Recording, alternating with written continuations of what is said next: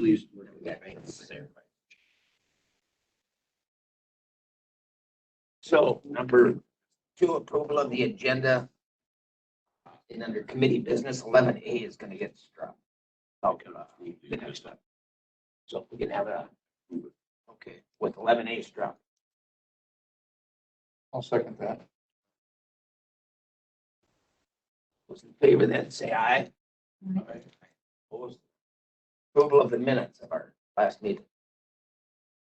Make a motion, we approve the minutes of our last meeting. Second.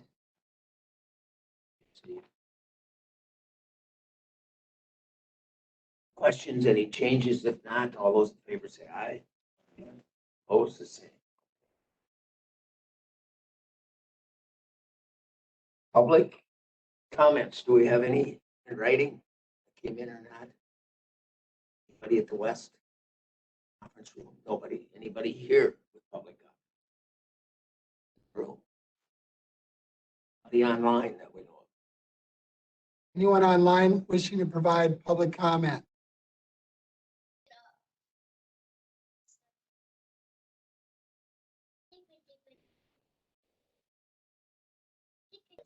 Anyone online wishing to provide public comment?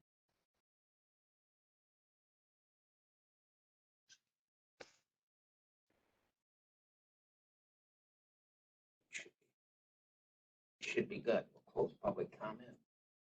Number 5 is if anything comes up.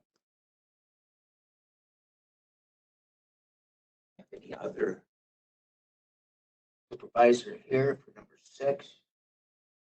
Number 7 already.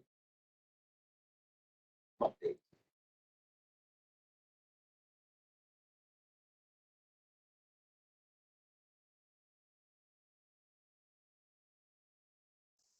Good morning.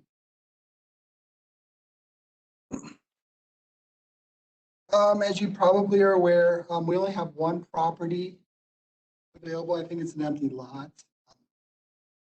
The county didn't do any foreclosures, sort of mirroring the federal and state government during the pandemic. But in August, so next month, Amanda, administration, and myself will meet to evaluate any tax delinquent properties for auction. And we'll bring to the committee for the work plan in late August or September meeting for your review. So that's the only update I have. So we'll have this off the agenda for a little while. Going forward, I'll be reporting on tax delinquent properties.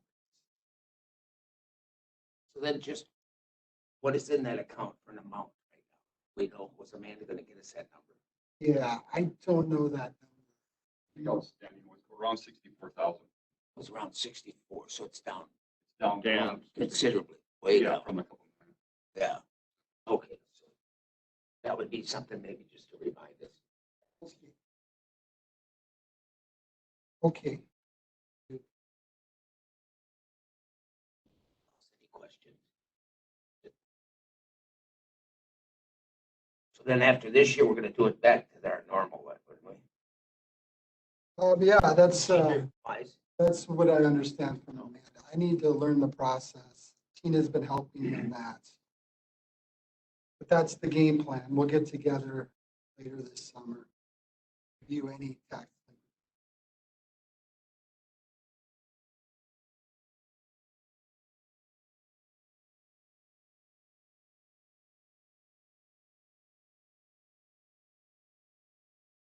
What else can you do before? I could do 9A, 9B. I could do 12 as well. It's up to you, Chairman. Let's do the budget one, 12, and then get into the park stuff so we can kind of do that consistently. Well, Sure. Update on the budget development calendar. The workbook, the budget workbook will be available this Friday. Chad will be sending that out. And then over the next few weeks, I'll be working with each department and drafting their 2022 budget. And then I think the process this year is we'll sit down, division directors will sit down with Chad over the last 2 weeks of July to provide a draft budget for your review. And I think it's on the calendar for September. So the budget process has started.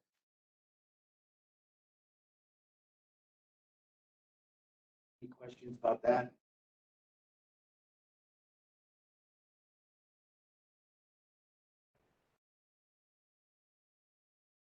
If you want to tackle any under 9.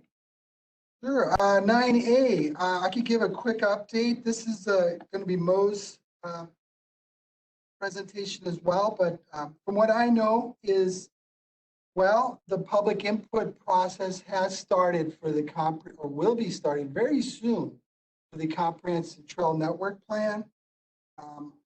2 surveys have been developed. One is your typical survey instrument, online survey. We're looking at having a soft launch of that as early as Thursday. We have a site on the county website for folks to provide input. We've been promoting this opportunities to provide input. We'll have a news release or press release out this week. It's been vetted by PTAG as well as the consultant. So look for that. And then in addition to that, we're going to have what's called a web map, which its purpose for that is users can identify where they recreate and where new trails can be developed. And basically it's a map, and per IP address, you can place an icon on the map for where you recreate and where some ideal areas would be for new trail development. We're limiting 25 icons per IP address. If you remember the Stour experience where we got inundated by a bot or something. So you can be creative, I suppose, and go to different machines, but any machine can only, per IP address, you can only do 25 icons. So again, that public participation has started. The deep dive, which is the meat of public input, starts next week. And I believe we handed out a schedule. Is that right, Carol? Okay. We have over the next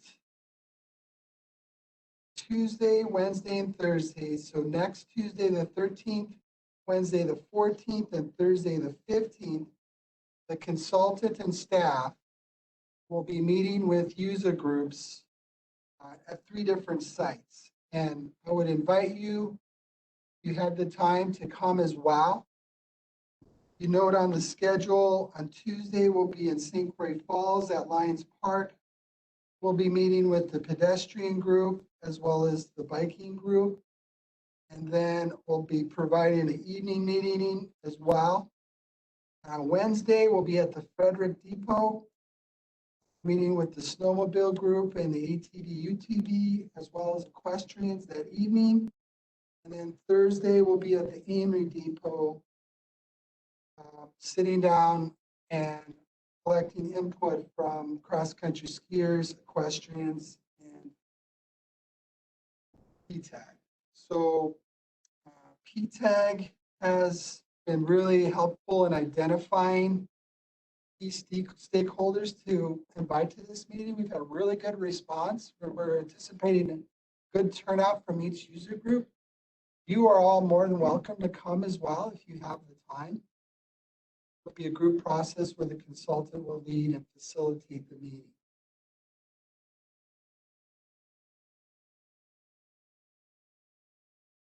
Do you have anything to add? Just that there's those 2 night meetings. Right. On groups that cannot make it. Yeah, we scheduled 2 night meetings because we wanted to accommodate those folks who work during the day. Will they need to be noted? I mean, if this committee is invited, will it need to be noted that a possible quorum of this committee could be there? So that's probably a good idea since, the county is in a manner of speaking, sponsoring the meeting. So I think it would be a good idea to make a note of that. Of the committee or the whole board, because the whole Yeah. board is invited, I think, yeah. So just saying the whole board or any of its sub. Thank you. Good idea. Great So that's good. suggestion. I would not have, the Clam Falls Legal Department is holding up its end today. I've got a month off. He's trying to save money. I'll work with the clerk to post those 3 meetings. What's the name of the group that puts this on again? Alta, Alta?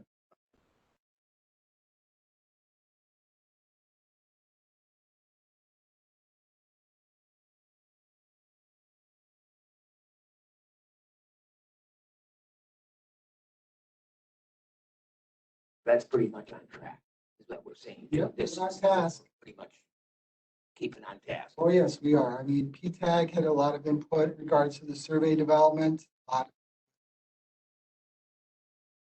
hopeful for a lot of good information. That'll be the framework for the comprehensive plan.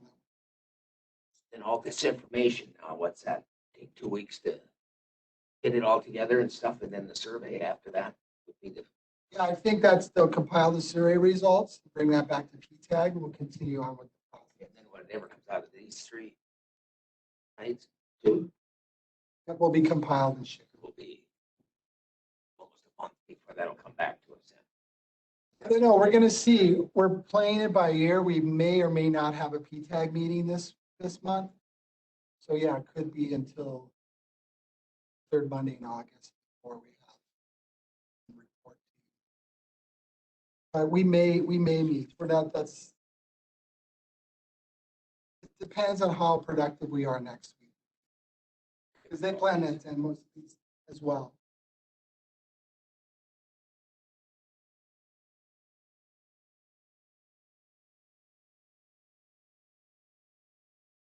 Any other questions on that one? Well, shut her off right there and we'll get started on her. Jason's here to get started on it.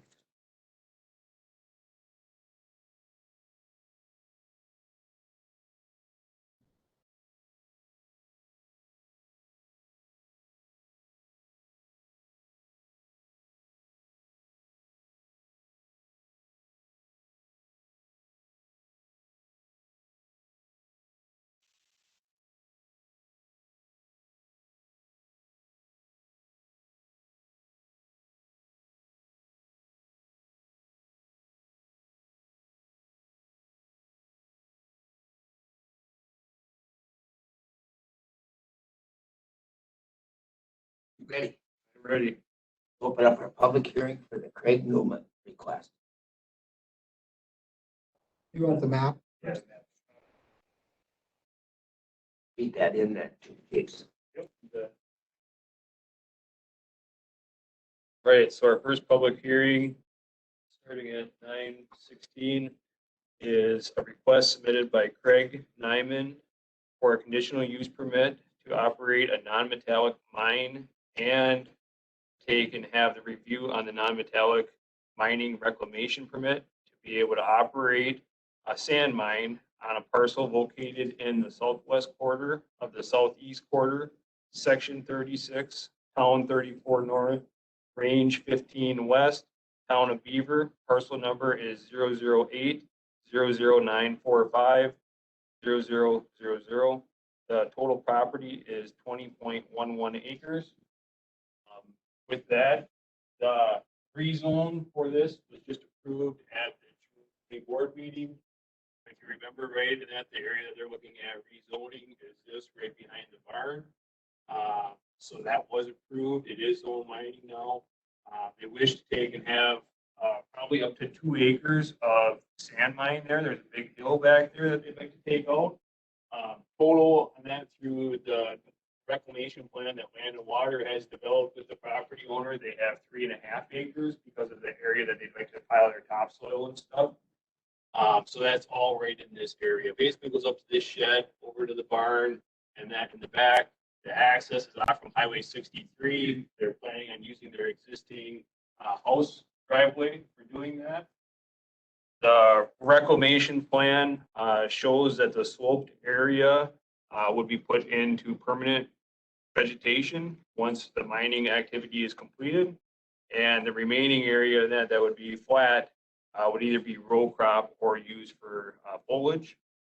The Land and Water Office has provided a Class 2 notice prior to the hearing. And pull my flash drive.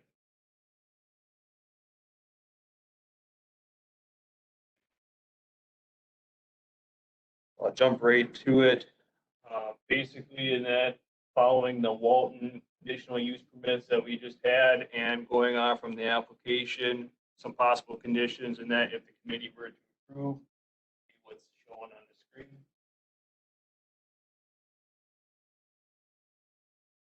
That's all I've got. We've got no letters of objection or support on the request. The town, of course, did support the mining zoning change, but we haven't heard any special conditions or anything from the town on the conditional use permit application. And there's no wetlands or floodplains or any other water features on the property. Questions for? Any dispute over any lot lines or anything? The closest neighbor to is what, to the south? Closest neighbor is about a quarter mile to the south. Yep. Okay. And the applicant doesn't intend on doing any crushing or screening. It's basically pit run sand coming right out of the hill. So, and it'd be only open for contractors. It would not be open to the public. Do you need number 3 on there for that then, if they're not crushing, or basically you're just digging sand? So they offered in that 7 a.m. to 7 p.m. on the application. I put the 7 to 1 on Saturday and no Sunday. That can be, changed at the committee's will. Just kind of a format that we've done on other pits. So maybe the applicant would be okay with that, or maybe you'd want to change it too. So, yep.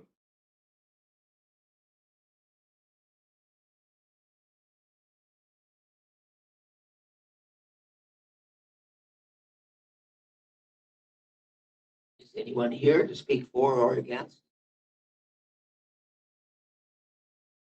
Is anything to add or not? You okay with those conditions? Basically, what would be- I'm fine with them. Okay. Nobody else here for or against it? Okay. All right, no other questions from anyone? Yeah. Forward. All right, then. Close the public hearing.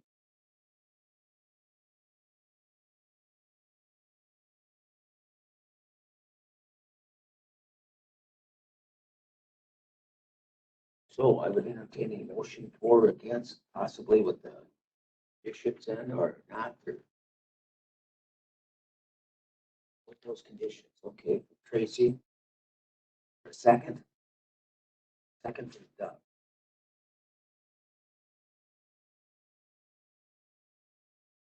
No other questions in? All those in favor say aye. Aye. Opposed, the same.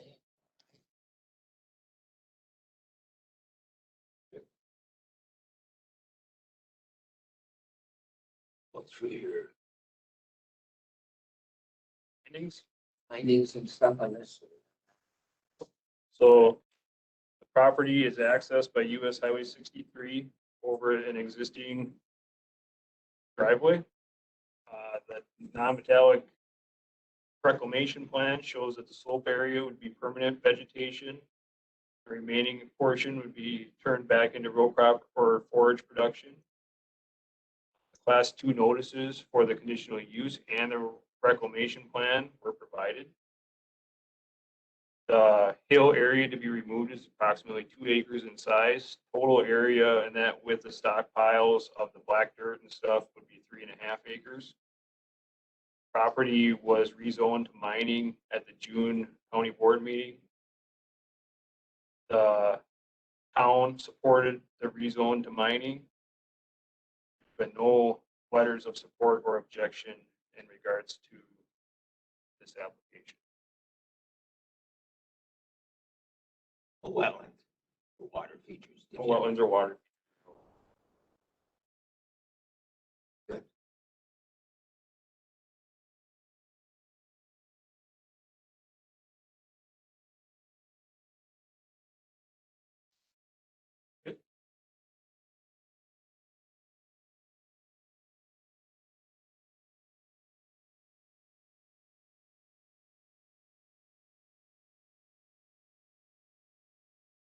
Right. Ready for the next one. And then that, Mr. Chair, I'd just like to point out that 8B and 8C are basically the same thing. Resolution number 3321 was assigned to the Big Rock Creek Reserve Resolution. So not sure why we have it as 2 bullet points, but it's missed. Is that now? E and C. C is that review of trailers and stuff, what we're gonna do though. Fine. Well, do you have a D too? Now I do. Got different. I Yeah, printed one off this morning right off from online. And it Okay, has so I E and got- C, and that should be combined. Yep. B and C now, yeah, okay. And then D would be the travel trailer. Yep, all right. Sounds good. These Just wanted to make sure that was clear in that. So, yep. Everybody have that? Because I got one that doesn't have B on. it. Everybody have that? Got two, all right.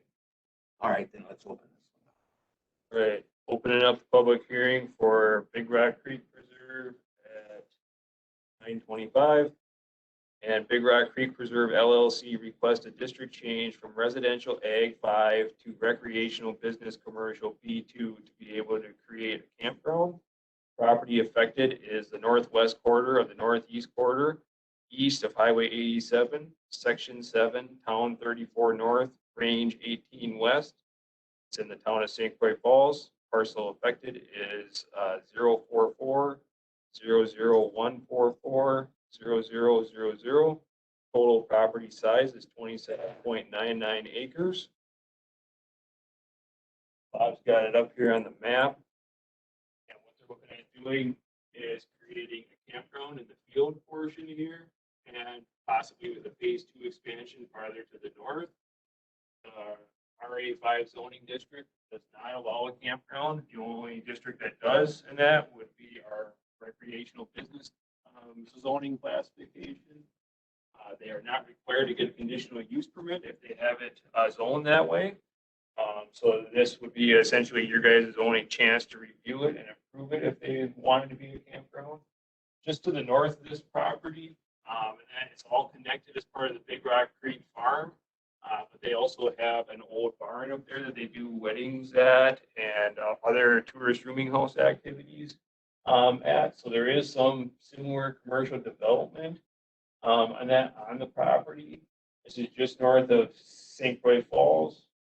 The town of St. Croix Falls did approve of a conditional use permit to operate out there already.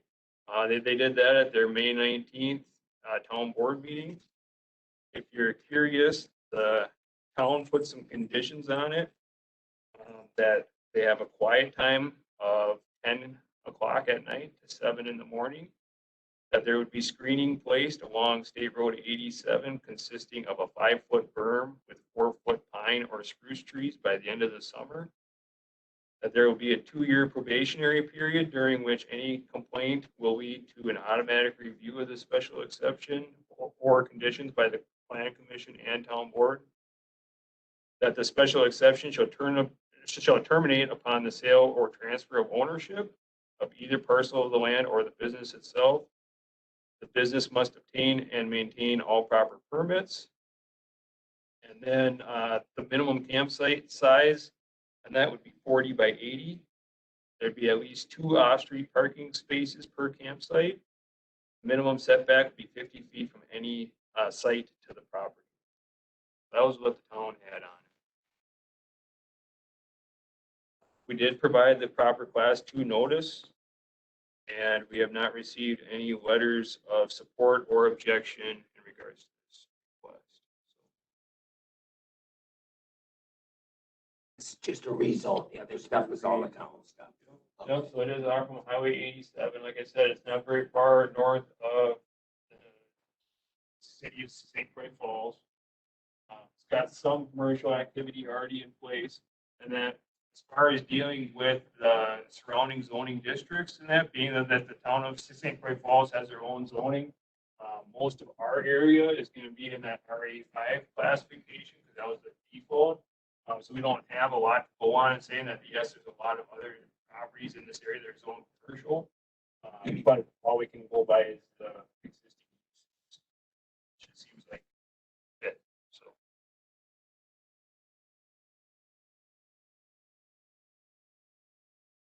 There's no other. Nobody. no letters of support or objection. Support or No. against, all right.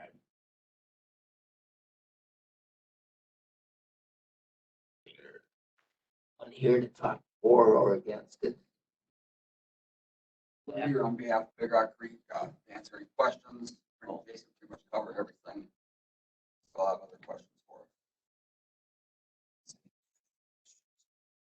Well, I can add, I was at the meeting where it was approved, and there were some questions, but I think those questions were answered by adding the conditions that we did to the special exception. You know, people were concerned about being able to see things. That's why they put the berm and the trees in there, and then the noise restrictions. So I think that was pretty much covered in the conditions listed in the special exceptions. Other than that, there weren't any other questions. And the committee has any? If not, we can close this one too then.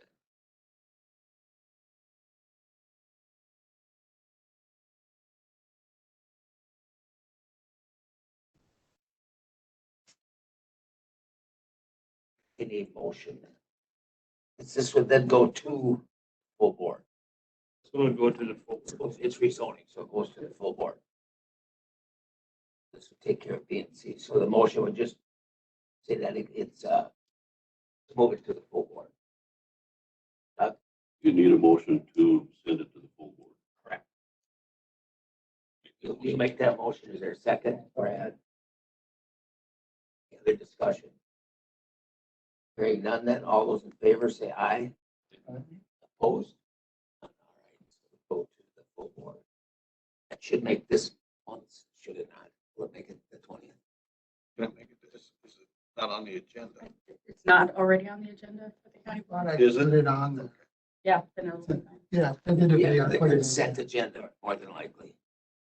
She's actually just working on, I just got a message on Teams from Lisa that she wanted to know something else about the agenda, so I think it has to go out on Thursday. Okay. All right, so we Do should you be have all a right. recommendation on this, or you just saying?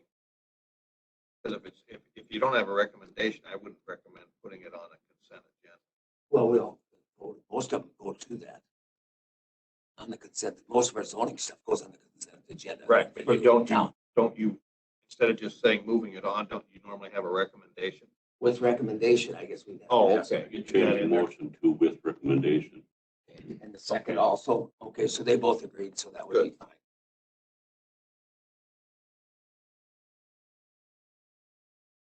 Okay.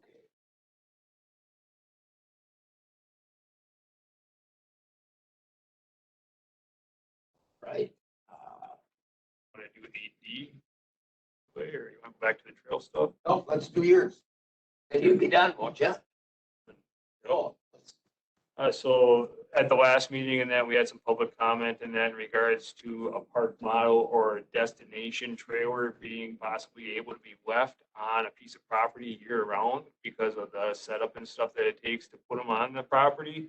So at that time, the committee had kind of asked us just to come back and that kind of explain what the existing travel trailer rules are, which park model or destination trailer would automatically be called a travel trailer underneath our current ordinance, which our rules between the comp and the shoreline ordinance are virtually identical, except for one little change. But basically, on any piece of vacant land, you're able to have a travel trailer on it for 14 days in any 60-day period. that. We allow people to do that, whether it's a 2-week stay or whether they want to come in on Friday night and leave on Sunday. They spend there, they're only there 2 nights, Friday and Saturday night. They could do that almost every weekend and still be in compliance. Very common provision in that we tell a lot of people about. And that you can be there is if you got a dwelling on your property and you also have a camper for when you and your family want to go camping, and that you can have the camper sitting outside your garage and it sits there all year round, and that except for those weekends when you're going someplace. So that's pretty self-explanatory. C is a temporary permit, and that for somebody that's in the construction phase of their new dwelling. So if they pull all their permits for the new house and they have their sewer system installed, they can take and place a travel trailer on the property for 1 year so that they can live in that while they build. So that's provision C. Can I ask a question on that one? Yep. So does that mean the owner can live in it? The owner. The Yep. owner. Yep. Correct. And that would not sunset at December 1st, like our seasonal permit, like I'm going to talk on. So if we issue that, July 7th, it's going to be good through July 7th of 2022. D is the seasonal permit, and that is in place, and that's kind of the one that's being questioned right now because we only permit somebody if they have a sewer system to have a trailer there from May 15th through December 1st of the same year.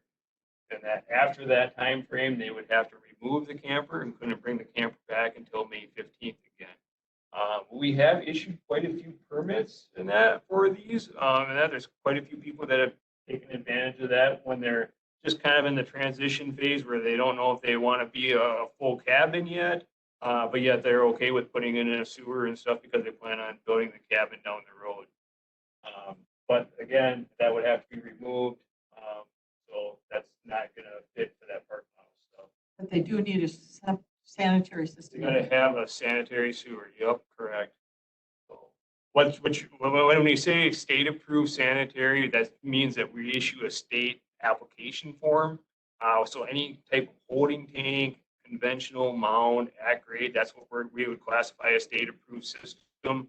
And that basically it's a system that we as a county pay $100 for every permit to the state for a groundwater fee. So that's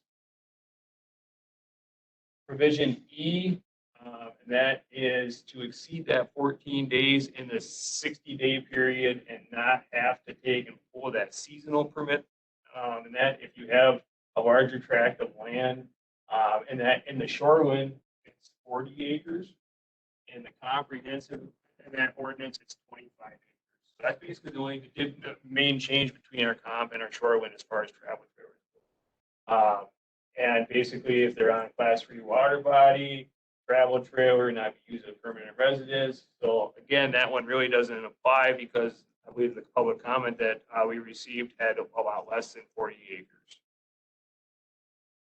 Then I threw travel trailer parks in there, that just in case there was questions about the Big Rock Creek one, but that really, we're not talking about that. So if the committee wanted to take and address the park model stuff, I was doing some searching and trying to find, well, what really defines a park model, and there's a few things in that really come about. The main thing is that they're manufactured and intended to be placed on a site for a long period of time, and with that comes like the type of windows that they put in. A lot of these will have like a sliding patio door. They may have like a bay front window and or a bay window on the front of them. So typically they're not really durable enough to be, hauling every weekend to some other campsite. Another thing in that it seems like kind of is out there for all travel trailers and park models, so they're not over 400 square feet in size. But if you go over 400 square feet in size, then that becomes a mobile home or a manufactured home that's like HUD certified.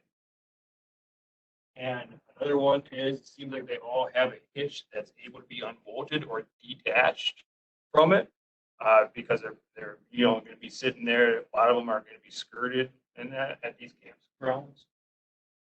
And they do not have their own holding tanks for the black water and gray water. So that's kind of the standard in that I looked at. I looked at a bunch of like Thief River and that ones and J. Cole and that, and it seemed like those were pretty consistent throughout for that. So I think we would need a definition, something like that, and that to be able to define how it's different than a travel trailer. And then we'd probably also end up adding a provision and that on what we'd want them to look like or what we'd want them to have. So I brought up some provision here about having an annual permit from the zoning office for park model to be placed. The reason for the annual permit is, and that is, I think we could end up getting a lot of travel trailers if we don't permit them. And that where they might just keep on moving in a different trailer and that, and we wouldn't know about it. They would have to be hooked up to a sewer system, just like our seasonal permit. Must meet all the setbacks on the property for a principal structure. A seasonal permit can just meet the accessory building setbacks. But if it's going to be sitting there like a dwelling and then year round, figured in that it should probably meet the dwelling setbacks. The hitch being removed and skirted and that, so that'd be very similar to our mobile home condition. We require all of our mobile homes be skirted. And they usually have a hitch, so that would be pulled off. So there's some similarities there. I threw in there about an age because I believe that some of the public comment in the past on having travel trailers being removed from the property all the time. It's like you don't get a 1970s trailer and that on the site. That because those are typically the uglier ones and that. So that's more of an aesthetic. And I mean, of course, this is a policy call for you guys. Provision 5 cannot be placed on an outlot. That is important because we don't want to take and have an outlot, which is a substandard lot, that when it was created, it didn't meet the density size to be a dwelling site, to be able to be used for any park model, because basically it's substandard. Leasing, rental, or use it as a residence is prohibited. So in other words, somebody can't, do a tourist rooming house, or they can't, put it on another back lot that's vacant and have it as a rental income. And only allowed in zoning districts where single-family dwellings are allowed. So again, and that these were just some of the ideas and that I came up with, not trying to suggest any policy or anything, but I think we'd end up with those two provisions. We need a definition, and we would need kind of some guidelines, just like we do with the seasonal permit, if you even want to go down that road. So Then, I mean, we already have, there's already a lot of park models on lots on lakes. So how would that fit in? Would they now have to go in then and they get would have to come in and comply with these rules if they wanted to keep it there past their December 1st permit. Correct. I know our lake has, I mean, they sell them all the time. You know, That's they're right, but it's in a campground. Well, those ones, not in a campground. They're not in a campground. Are they then? are you talking about the lagoon? And that, well, those are individual lots, and those have been grandfathered in and that because that was originally a campground and that, then they condoed Yeah. and that after that. So Yeah. that one would be able to stay as is and Okay. that because of that. But, yep. Anybody that'd be operating underneath a seasonal permit or wanted to start it from scratch, Go would in, have to yeah. fall into this. So something like this. And like I said, I just threw it out there and that, I threw out the age just because I know that was the big thing in that in the past. And that is that, well, we don't want to get that hunting camp up north and that's sitting there and it's 40 years old and it's full of rats and mice and everything else. So strike it or keep it or change it, whatever. UL approved or whatever, yeah. It was in those dates, whatever. Those are some ideas in that, but it's tough to tell, and that's where I was really trying to create a definition because, and that it's tough to say that they're different because there's really no certifications that I found that really deciphered between travel trailer and park model, and that they're kind of the same, and that just one's built, and the park models are generally built less aerodynamic, but what is that? That's really ambiguous. And that park models are generally a little bit taller in size, like having an 8-foot ceiling inside. But I mean, that's kind of ambiguous too. So But they're called that usually too. When they sell. they call are. them a And that's park one thing model. about the age, you know, and that, where I was like, well, if we keep that at like 15 years, we can probably go back, they tell us their model number, and we can probably research it and it'll probably call it out and say that it's a park model or something in there to help us too. Because travel trailers are one of our largest complaints that we get in our office. Lots of them being placed for long periods of time and that without permits. So. Well, and it's almost impossible to enforce, like the one where you were saying you could do, they could do the weekends within 60 days or whatever. How are you gonna know that? You know, it's really hard to enforce those things. Very difficult. Yeah. And that's one thing that an annual permit gets us to is that is at least we get an annual review at checking it. And if they don't have their permit that year, then we don't have to go any farther and then we know that they're in violation. So. It's like So this would be for everything outside of like a campground, like just up here north of town, there's a bunch of trailers along the west side of the road, Yep. right along the lake. Yeah. Is that considered a campground? That is a campground. That one's actually within the village of Balsam Lake yet, and that, but yes, those ones would not apply. And that, so they would still be able to do whatever they want. Because more than likely, they'd be operating underneath a conditional use or just that B2 zoning and that, but this would be anybody's just Sam Hill's lot out on the lake, so. So then you could put it on any lake that you owned a lot on in the county. Or out in the open too. Or right, or, yeah, or Either out one. in the open. Yeah, It opens up kind of a unique thing too, when you look at assessment, you know, and that is, you know, at what point are our assessors gonna say, no, that's personal property tax versus, you know, not being taxed at all? That's a bridge that I haven't even talked to them about, so. yeah, personal property tax is more than likely gonna disappear. And it makes no difference to me whatsoever, but are we opening up a can of worms where I can just bring that into Deer Lake and park it on my lot and leave it there forever? Annual permit, but you have to have the sewer.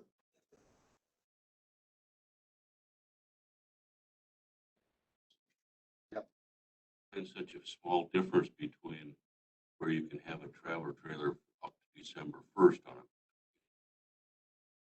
May 1st, and it's just gonna sit there in the winter, where it's still there all summer. Yeah, yeah, and like I said, I don't care. I'm looking No, I'm at the just lake saying. associations and saying, are they gonna care that all of a sudden they get, 20 of these sitting on their lake and they're being used all summer long, and yet it's a pretty good deal for me as that lot owner. I'm not gonna pay any property taxes on it.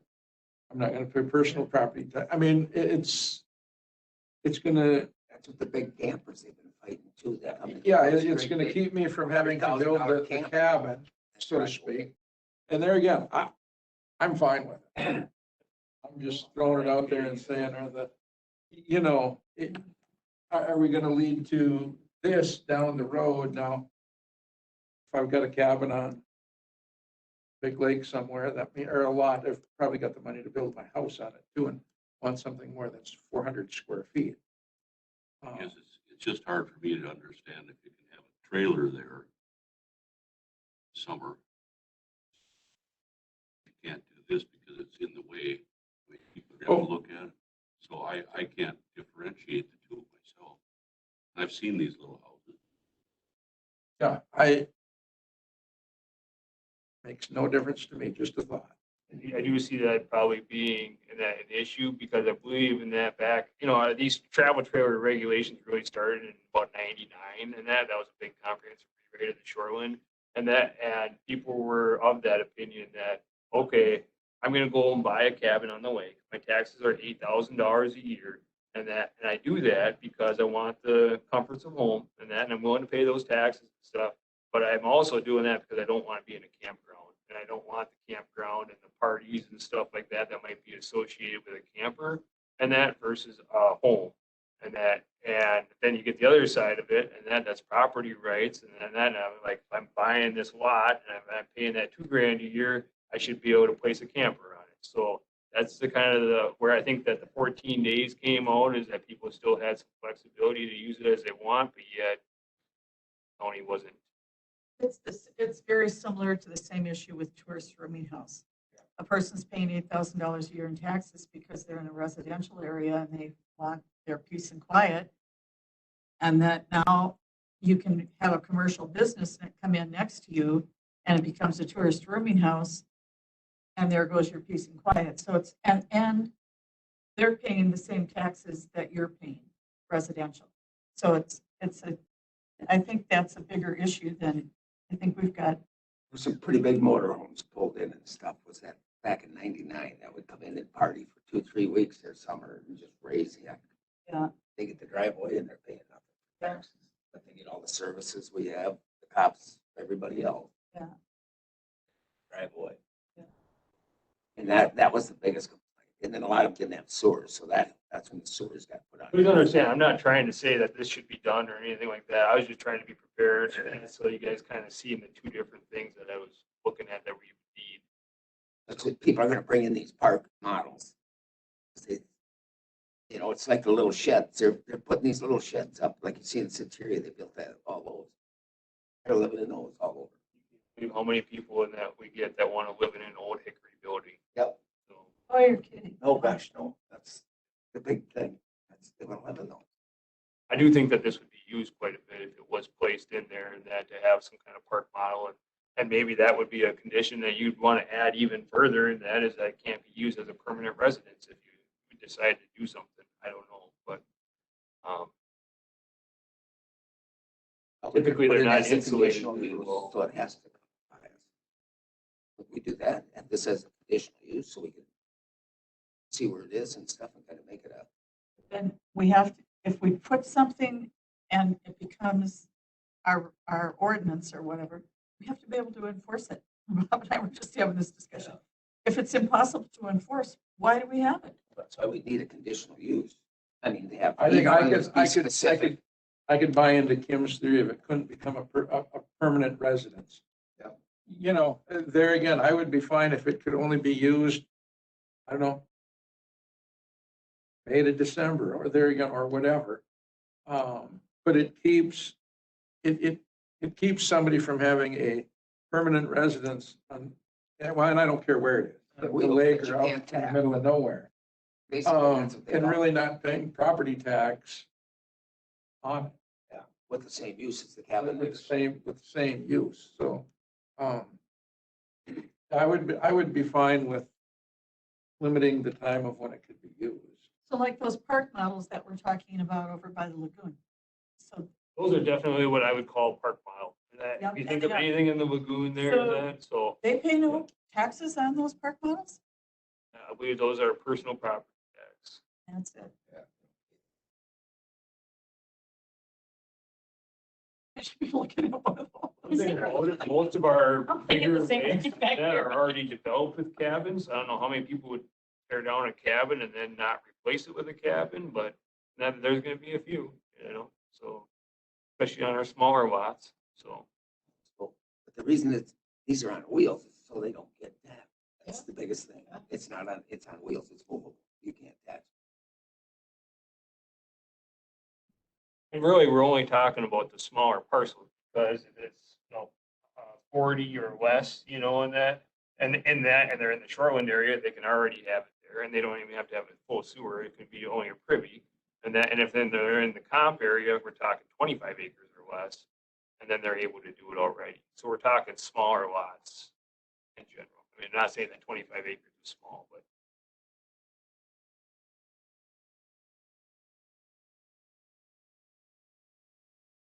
Do we want to take it, do that, or do we want to do a CUP on each one of these for now? It's like how we started the first rooming house. we'd probably have to take and assign zoning districts now, because we have, our R1 and RA5 zoning districts. We'd probably have to pick what zoning districts we would want it in, but probably definitely your R1 and that, and maybe an RA5 zoning classification would be appropriate.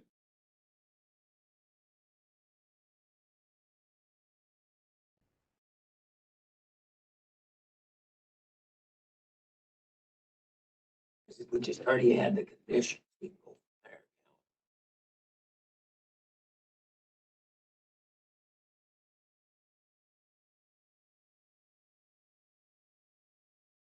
Anybody else think they'll let it sink in for a period of time here? We take a full ordinance amendment, the public hearing and that kind of stuff, so it doesn't have to be decided today.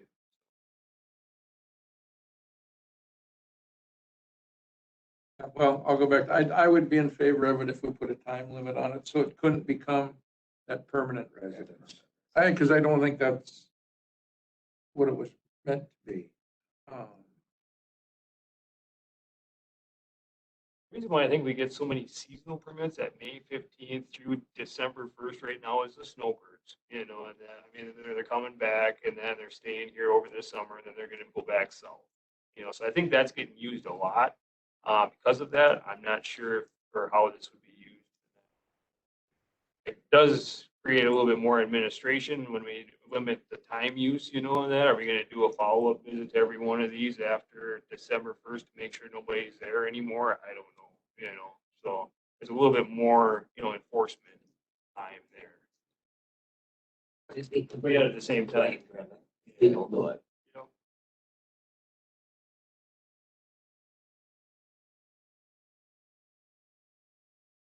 We'd have to add a number 8 then. Time on it. Number 7, it could only be in single family in those zones. I'll make it in a condition to use. you guys got an idea what, Oh, you know, it defines a park model to you. More than willing to change it, but not a lot of differences out there. They are sold different. They are. And like I said, most of them are the ones like you see with the sliding glass patio door off and that. Regular siding, they're not the metal. they're A not lot of big. times they have an exterior deck, you know, and that, right outside. Some of them don't have awnings and that look like, you know, because they're building like a temporary porch out there. Is that part of the 400 square feet? The deal, should the time be the same as the other ones? The May to December or something? That would be. I think so. I don't, That would help a little. And keep the dates the same. What is it, May 1st to December 1st? I believe that that would satisfy what your public record or your public comment wanted, you know. That they were looking for to get the two They just didn't want to take, differences. move it out. That would be consistent with the other trailers. I think that would help some. So it could only be used from those dates, from May to December or whatever it was. But it could sit there the rest of the year.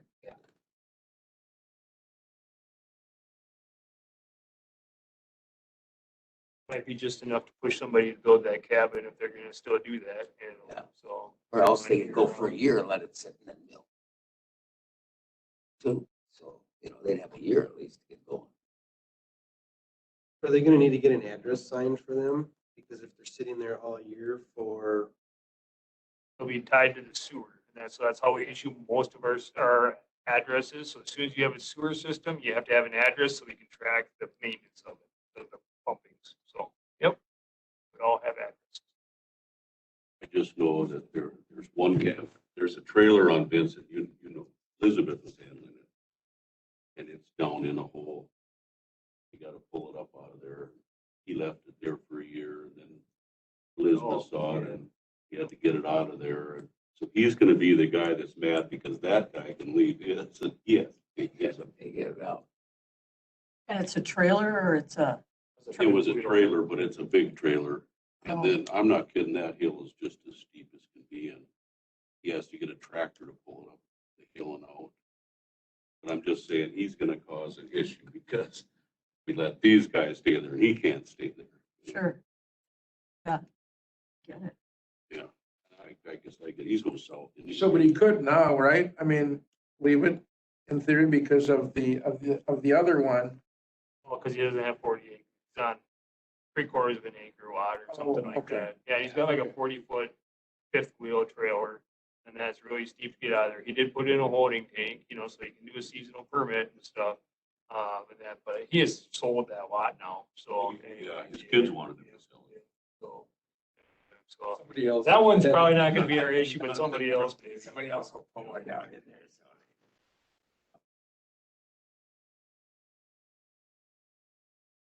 All right. All right, that's. On the next one, but think about it, or should we move it forward now?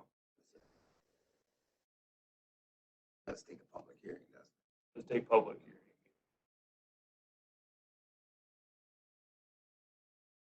Do we have anything else coming that would require a public, hearing for it? Tell me. We'll have, Not that I'm aware of. what other changes? So do we let's have? change it all. Yeah, let's rewrite the book again. There it is, right there. There may be some incentive to wait, because we are already halfway through the summer. And maybe something will come along between now and the end of the year, so it would take effect in 2022. We'll have some other changes when we coming up, though. That we That know. I'm aware of. The only one that could affect is that fellow on Little Butternut. He wouldn't have to move.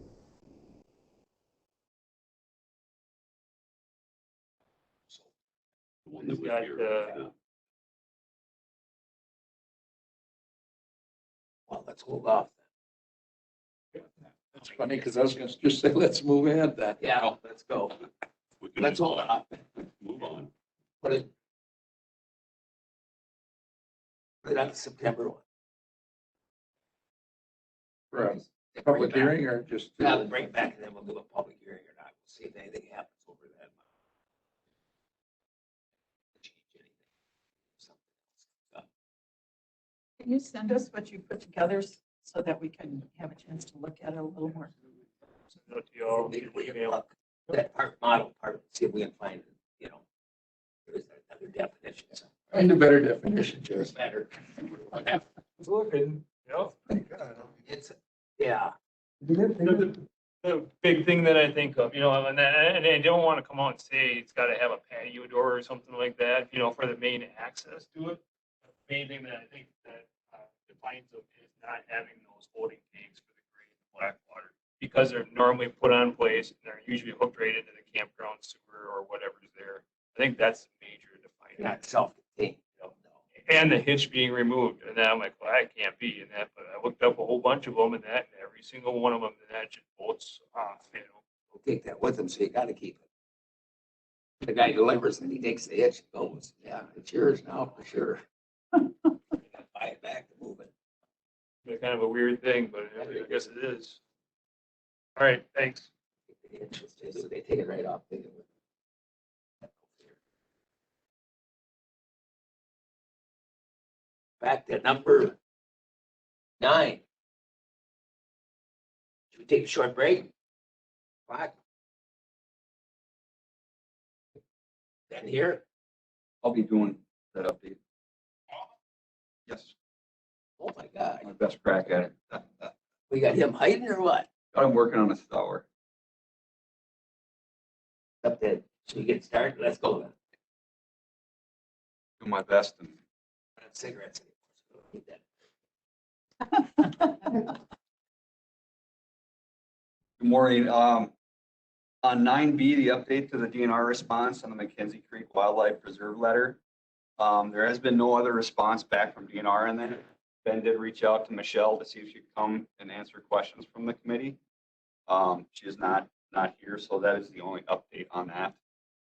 Well, There's more of an yeah, there's more, yeah. We don't tell you nothing, Mo. Oh, sorry, Mo. He thrown under the bus, the first thing he did.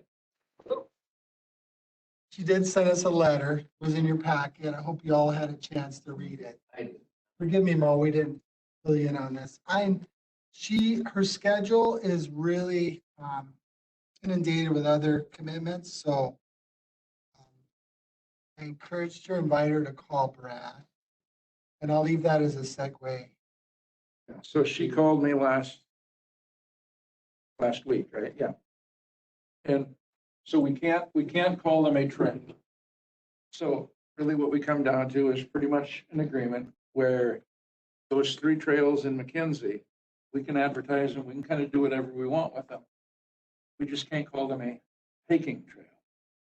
We can call them a maintenance road. So if they're on the DNR map as a maintenance road or an access road, that's what we could advertise them as. We could advertise them as a maintenance road for walking or snowshoeing or skiing. We can call them anything pretty much we want other than a trail. Because if we call them a trail, certain things have to go along with them. They have to inspect them twice a year, whatever it happens to be. So I talked to Bob after I talked to Michelle, you know, and I think it's just a back and forth between staff and her. It can easily happen. It's just a matter of what it is that we have to call them. You know, because we can't call them a trail because then they have to mow them, inspect them, these types of things. So like around McKenzie Lake, right? I mean, they have trails over there that are mowed and everything. So can't do that, but we can advertise them as maintenance roads that are enjoyable to walkers or yes, it's just a matter of wording. So Right, so we're gonna call, That letter that I read this. yeah, it would be signage. I think, you know, like we could put a star at the parking lot, so to speak, you know, on our map or our recreational viewer, or, you know, whatever it is. Say, here's a parking spot. Here's the parking area to a maintenance walking path or, call them access routes. yeah. So we'll work with Michelle. We've determined which of those roads are maintenance roads. What we're going to do is on our recreational viewer, call them access routes and highlight those maintenance roads as places people can hike or cross-country ski. We'll work with Michelle on that. It'll be on our recreation. A low maintenance or no maintenance road. That's her claim, if you've read her letter, you know. Can you Right. forward that to me? Or it's in the packet so I can get it online? So her claim is if you're gonna add this additional use, there's an expectation that they maintain it. And so, and because the core primary use for McKinsey is hunting and trapping, they're reluctant to, increase usage.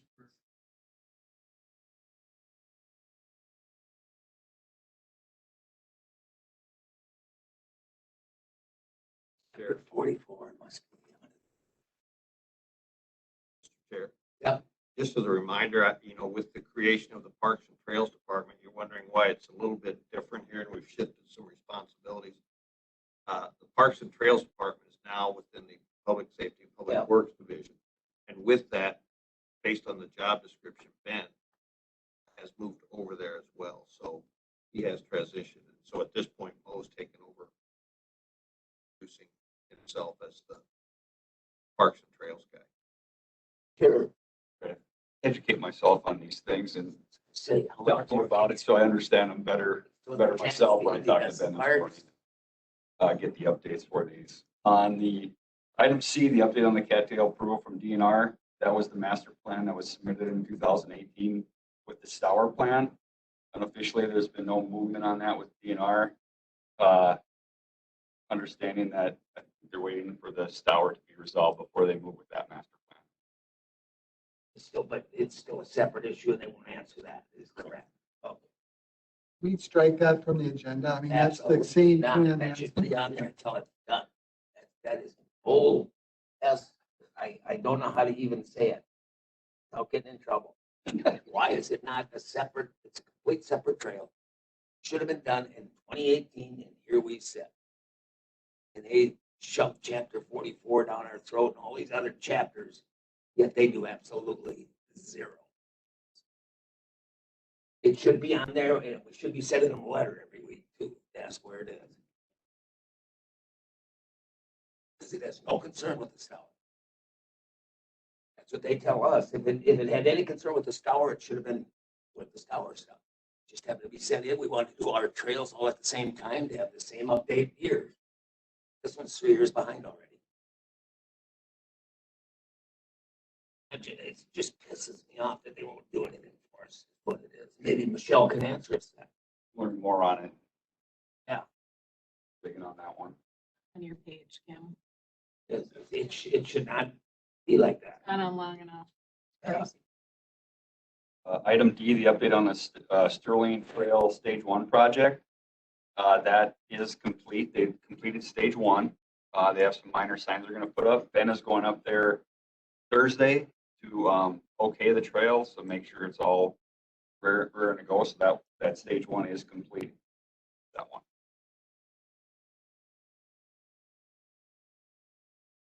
The notice of spraying operations on the trails. This is a public notice to go into the meetings that we are going to be spraying on the rail bed trails for invasive weeds. Just think of a notice, public notice. We're going to be doing that. It's just rail trails. Just the 4 rail trails, yeah, For rail trails. Okay. Spray and brush.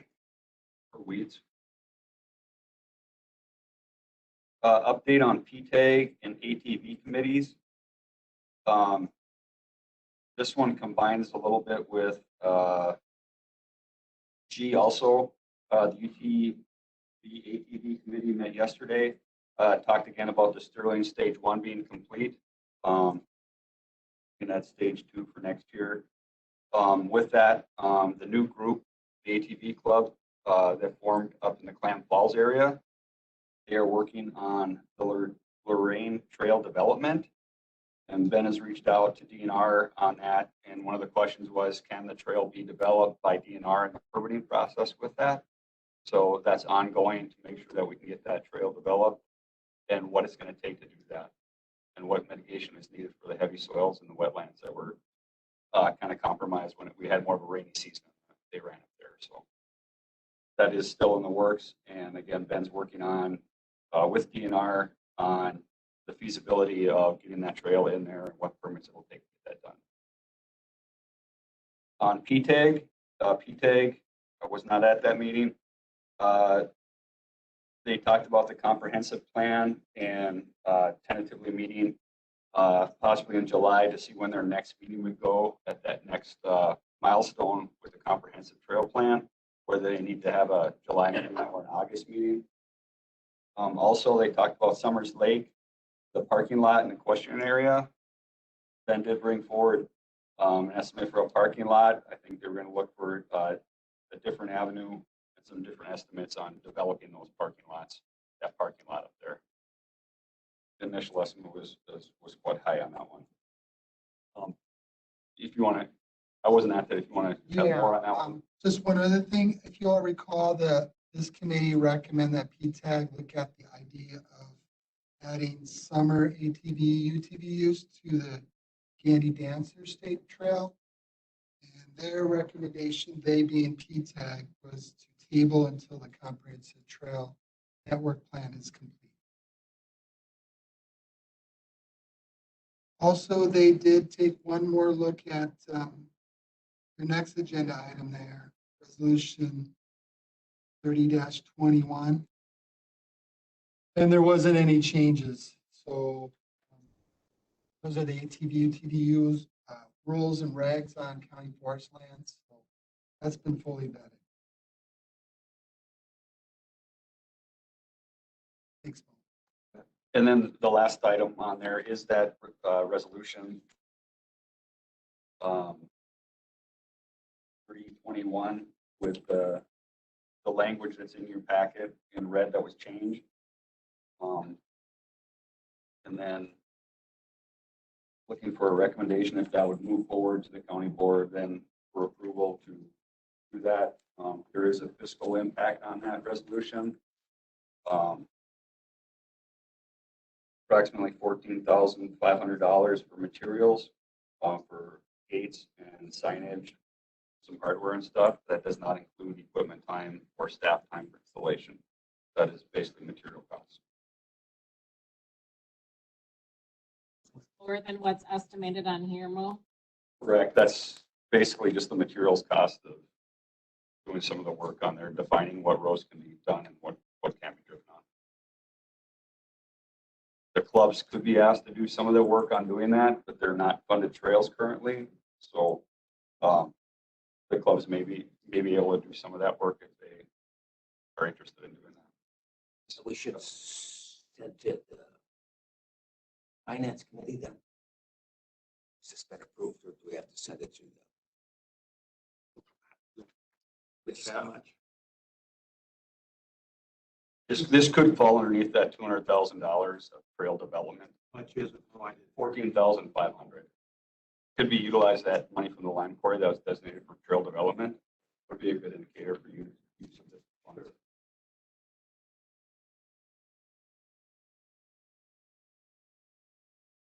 I think that was the anticipation, that 200,000 that was set aside for this year for trail development. That's where this. It would come out of there, be tracked that way. If it makes it through committee today, would be talk to the clerk to be put on July's county.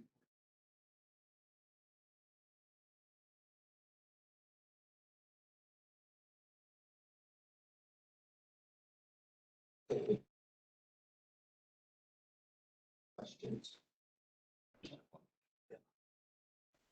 Bob used to have been, when this division came up, and then Parks, your two employees came over to you. But now, did I get this correct now? Is Ben moving over with you, or are you still gonna be here with Bob? Moving primarily over with Bob, or excuse me, with me, with some overlapping duties as we talk about the comprehensive trail plan and the interactions with the club and committees. I just want to get that clear in my mind. That's all. We rewrote his job description. So there's some interface with our division, particularly the planning piece. Ben is still the lead on PTAG, for example, and some of the grant writing and working, being that liaison with the broader community, because we all know, we all get calls from user groups. So Will PTAG still work through this committee then, or through different committee? He'll be with this committee. because the rules of order still have Parks Department under your oversight. So until, whether it's the next election or whenever we. So it's a moving piece, With any reorganization, there's some growing pains, and this I is just part wanted of to it. get it clear, because I talked to you about it before, and Parks Department was going, but Ben was gonna stay. So, but now it's more moved over to you altogether. Yeah, okay. There's some efficiencies by moving Yeah, that that's over. fine. I just clarification. I'll make a motion, or a motion to move resolution 3021 forward to the board with recommendation. Second. Second, no.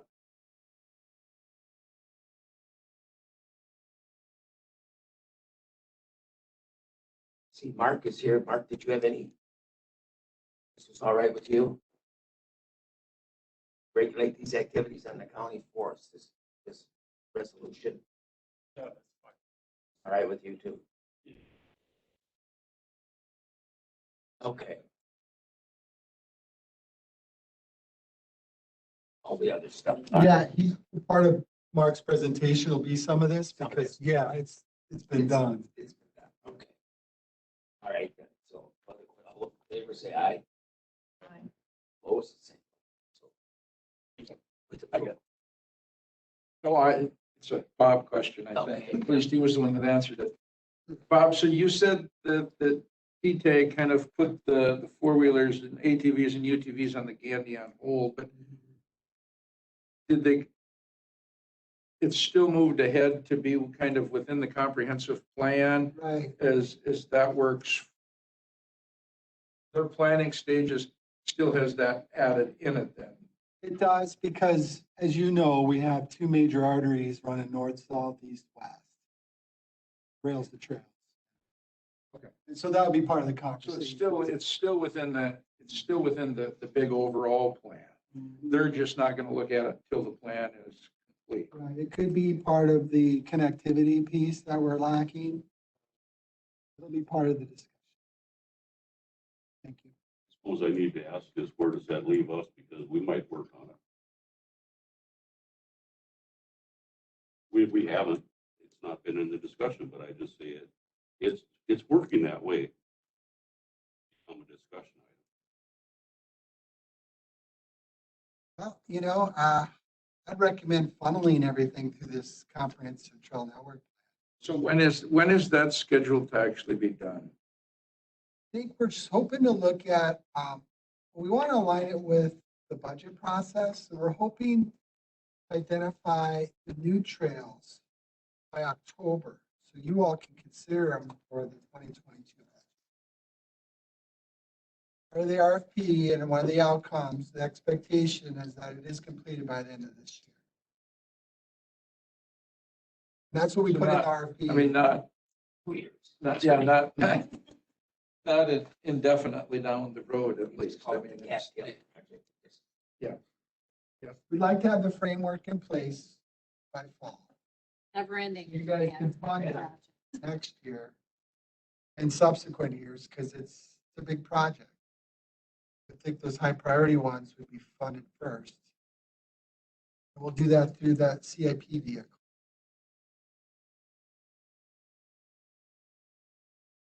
I take that break now. You can take a break now for a minute. All right, let's take a short break. This March gets pretty long-winded. Yeah. You heard that. It's like 5 minutes or Oh, 5 or 6 minutes. 5 or 6, okay.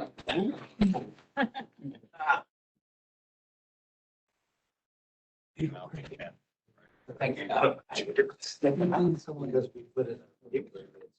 Something we need to run our bill. Maybe. That letter, maybe I copied that. Well, it's here. I'm saying we can't. I looked up some old ones. Sure. Like the 22nd. We better. I see Still most. we should be moving to where it's a digital DocuSign, so it'll be stamped that it is attributable and then the Just name. kind of what you done yesterday. Like that. Sure, you know, Should. here's the road. Yeah, I get Yeah, it. once we have the documents, and I think we're relatively close. So instead of having us each sign it and like hand it around, At it's least all January, digital. because and maybe even beyond, because October and January starting to fall. I'll put Reagan Friends Association coming to speak. on Yeah. how towns can spend ARPA money. Oh, sure. Send it. So I think that's all the October meeting is going to entail. So I like these. Mark, did you just They're hand, fast. It doesn't take any time. Or no? Just sit up there with the agenda. did you just hand me this? You know, you don't have to be there. Right. Did you just hand me? Okay, I'm like, what is this? It's an agenda. So like, overview for give you. the packet out, and please review it, we'll discuss it next time. Okay, We should try to go over it at that time. Yeah. it's our current. Yeah. Yeah. It's like, I got, who have I got? Or Yeah, the at least you got it from resolution 2-3. Okay. Emergency management, is it? This is my question. That's what we meant, yeah. Everyone's coming and then Steve, somebody from industrial safety and regulation. Oh, Steve Mullenbeck. Yeah. Oh. Okay. All I knew is he used to work for highway department, so I assumed it was ours. That's what it works for us. Yeah, so he's coming, I gave them both 20 minutes. We're not, okay. Come in and speak. Last time it got away. So all the. Yeah. For towns association meeting. Because the other items. So why was that part of the? Yeah. So if I can, because then in October. Hey, we need. Association. There it is. Just hopefully- So they didn't have you review this application? I heard yesterday. You know, I understand. Yeah, I'll throw some Yesterday, but let's That's go. the basic thing that we're just, I don't know what we're doing. They went out the worst time ever. Yeah. Kind of some So- dates on those. stuff. We don't Basically, look yeah. at. I mean, if it's already, I think it's just scrivener that we just make the changes and send it in if we can show that it's already been adopted by, So, or maybe I'm missing. what is? Culverts are. That's what Ben has to do. Get a clear. So like Kenzie Creek Bridge there and stuff, it's still a couple of years out. That won't be replaced. That's, you're looking at things 4 years. Now. Okay. Moving on. I mean, it was still on, you can stay in it. Mhm. Just so you know, basically, fix that bridge. Mo's got the road. Yeah. September 1st to the open day bears. Wait, that's, all these bridges have. Yes. We're improving. Because of DNR, you can't start with them, but they understood we're gonna have to stream place and stuff. Then you got five bridges. We just had this pretty ready. Now we transition. We're doing like 6. So this is just a resolution from 1936. And they're bidding in other counties too. That's all. And that was actually I was more modified worried. that I was gonna- with our code of ordinances just a couple months ago. It's in our muni code, and they didn't have you Like, that's a long do way. that before we codified it, You know, see if it needed to be updated with it that. is, and I know he's out of gravel right now. Is he out? I knew it was, It's close. yeah, I met him when I was on my way down here today and I'm like, Just so you. I can't see any when I drive by. That's not saying there isn't some in the You know, dip, so but what I did. as I talked to him. Oh, I said, when they come. Irene's bid, they're waiting for pressure to come back in.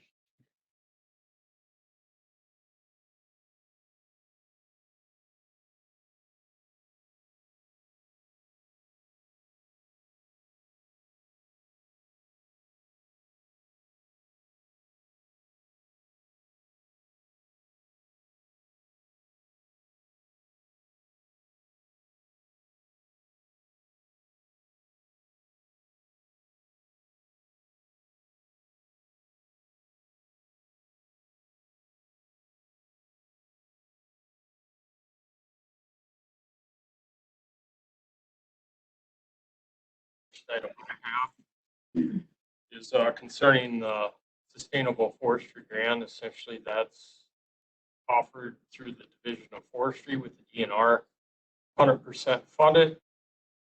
Why I'm bringing it in front of you is I do need a motion from you to get it in the notes and approve me of applying for it. Last year, if you remember, we went for the deer fence in Lorraine. That got funded. That's going to be built sometime this fall.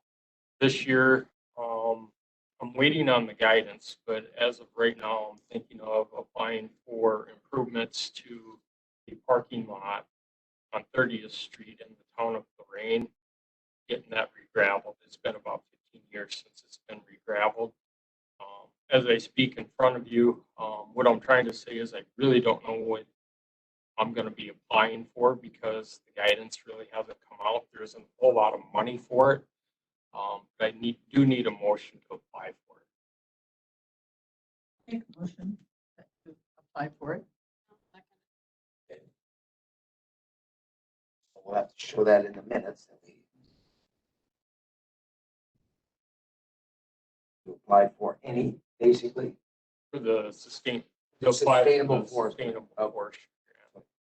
I'll be applying for re-graveling the parking lot if that's within the okay parameters this year. Questions on this part? All those in favor say aye.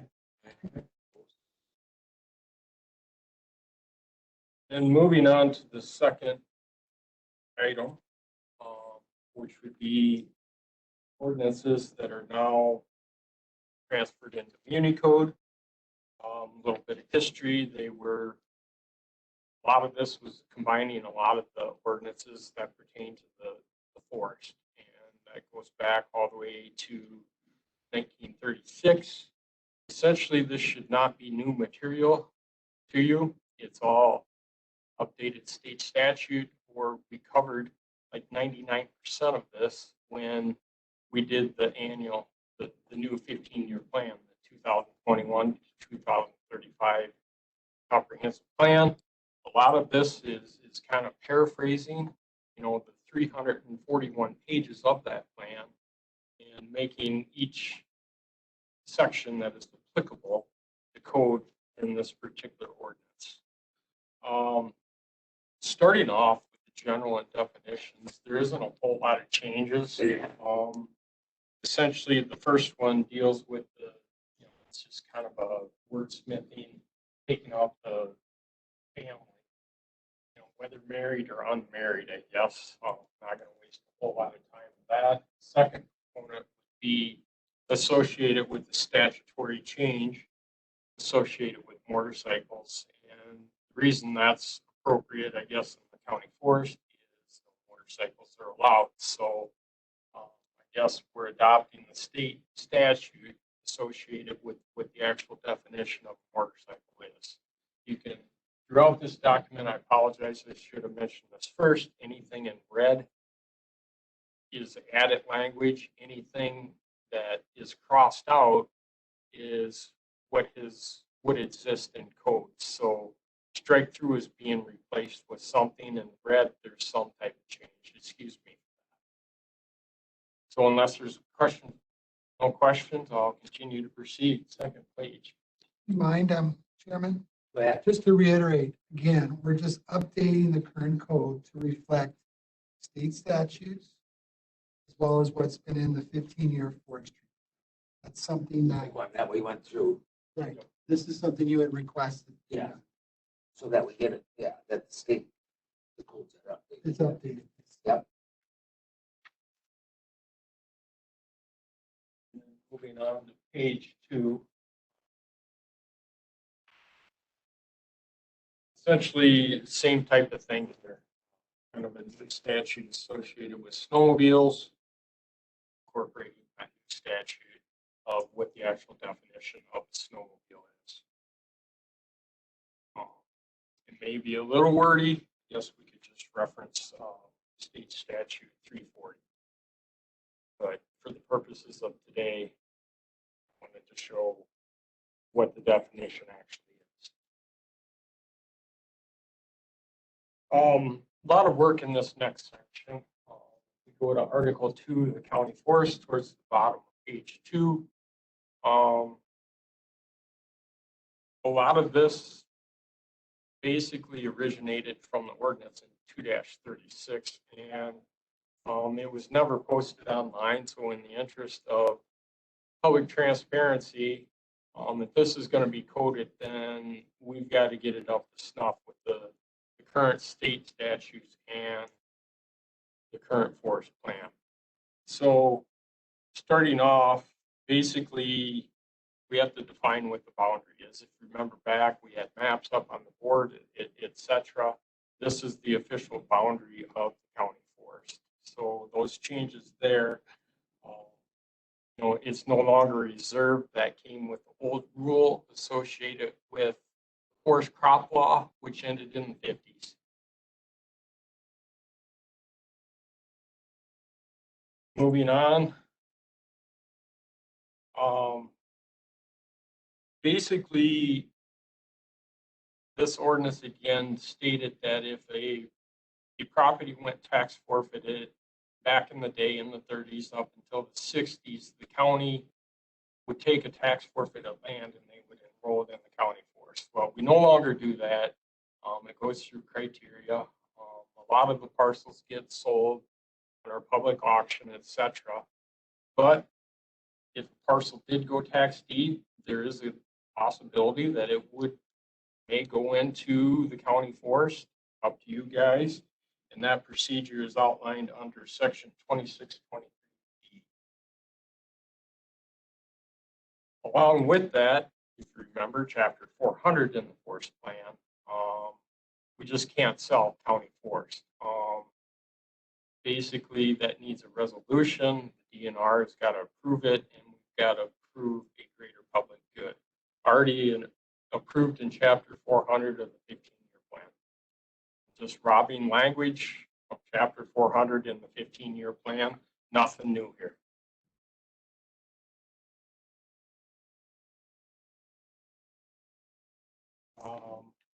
The rest is strike throughs. basically no longer applicable because we do business practices different. See, so we still good? Move on to page 3. Yep, go ahead.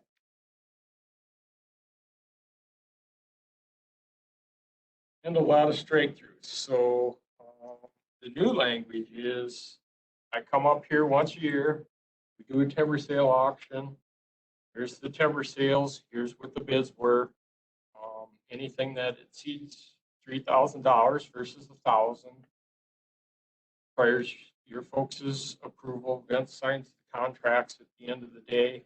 That's our new procedure. That's what's in here. So that would be our timber sale permit when we actually sell trees to loggers, etc. What we actually do is record it under section A on page 4.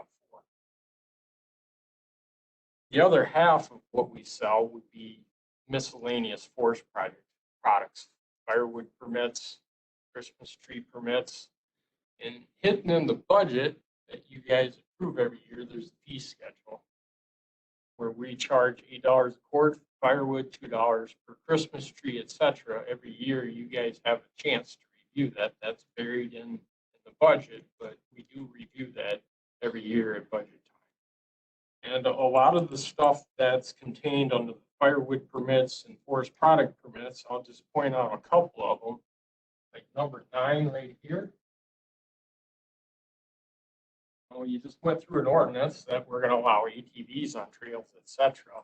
Well, this is pertaining to a firewood permit.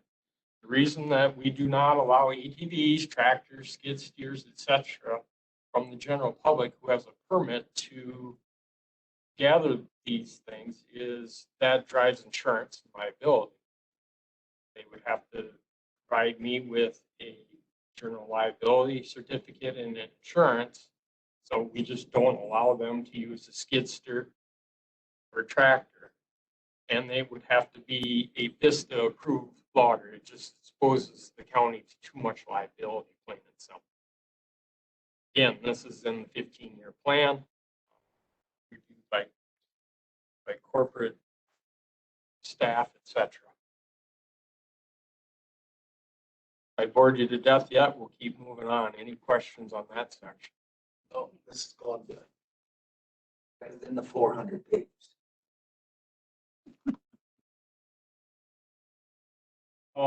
Moving on. So after just going through that, I mean, we could almost, my bad, edit, almost eliminate that section because that's covered under timber permit. That's a future edit I will make. E is no longer. Yeah.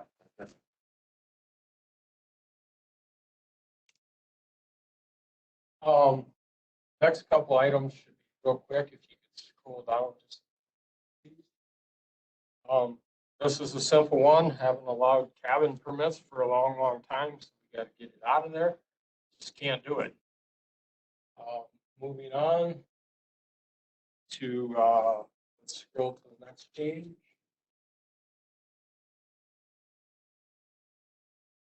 Under C here, kind of the ordinance that there is good, damaged vegetation. I guess I'm just enhancing that a little bit. One of the problems I commonly see would be damage to berms. There's berms on the county forest for multiple reasons, either road damage. The biggest thing that causes berms on the county forest is people dumping garbage. People removing them, garbage, etc. So this is about ordinances and communications, and in the 15-year plan again. I'm just beefing that up again. Vegetation, and enhance it with primarily berms. It's the driver of that. We don't need to talk about D. You guys have seen this before. I'm going to back you up to, I think it was C there. Do we see much, or I guess it was B, do we see much dumping on county land? Yes, in the town of Sterling primarily. This year, so I usually take about 5 pickup loads a year. I'm at 3 this year so far. There's a cost associated with that. my time. Main thing is tires. And when you get charged 50 cents a pound, it gets expensive real quick. So there are certain spots that I get tired of returning to. It's a 1/4 mile stub road, logging job, or the next time equipment's out there, I put a berm in. Okay, just wondering.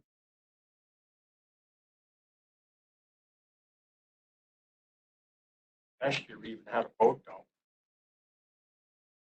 Fishing. Boat.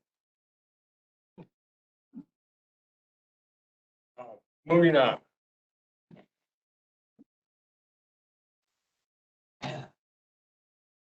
And I'm not going to review vehicle use section D from the standpoint of you guys have seen that.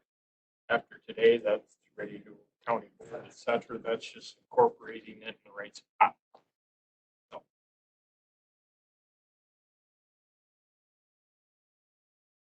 Next thing, kind of revising, it'd be page 7.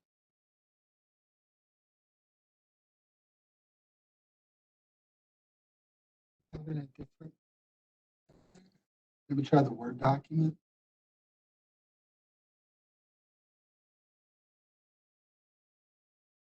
As long as you're waiting, Mark, I got another question for you. On page 7 here, it says campfires are allowed on county forest lands while burning restrictions are not in effect. So you can start a fire out in the middle of the woods in county land. As long as the DNR does not have burning restrictions in place. So basically, that's the cause of the revisions. People are pretty familiar with burning restrictions by the DNR, and you take where the county forest sits, that would be in the DNR protection area. Post it daily, you can go online, versus the way it was written before, I'd have to come to committee and say, we can no longer burn, or now we can burn. Just previously, it would take your approval to allow them to burn, to cancel burning, etc. If we go with the revision as written in the forest plan, it coincides with what the DNR is doing for not only the county forest, state lands, but also the private landowners on their own property. It's a statewide burning thing. That's changed on a daily basis. Okay. The other thing is too, one of the things being revised is during extreme and red flag conditions, the previous ordinance read that no human activity. Well, during red flag conditions, yeah, that's a good idea where I suspend logging operations, but I'm not going to stop someone from going on a hike. That's, kind of all the straight throughs.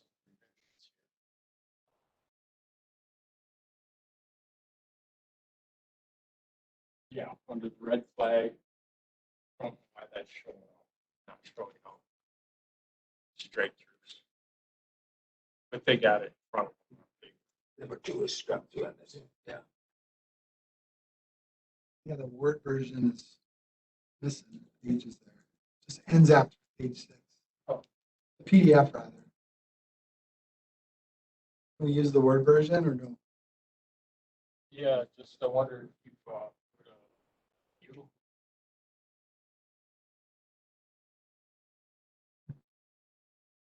Excuse me.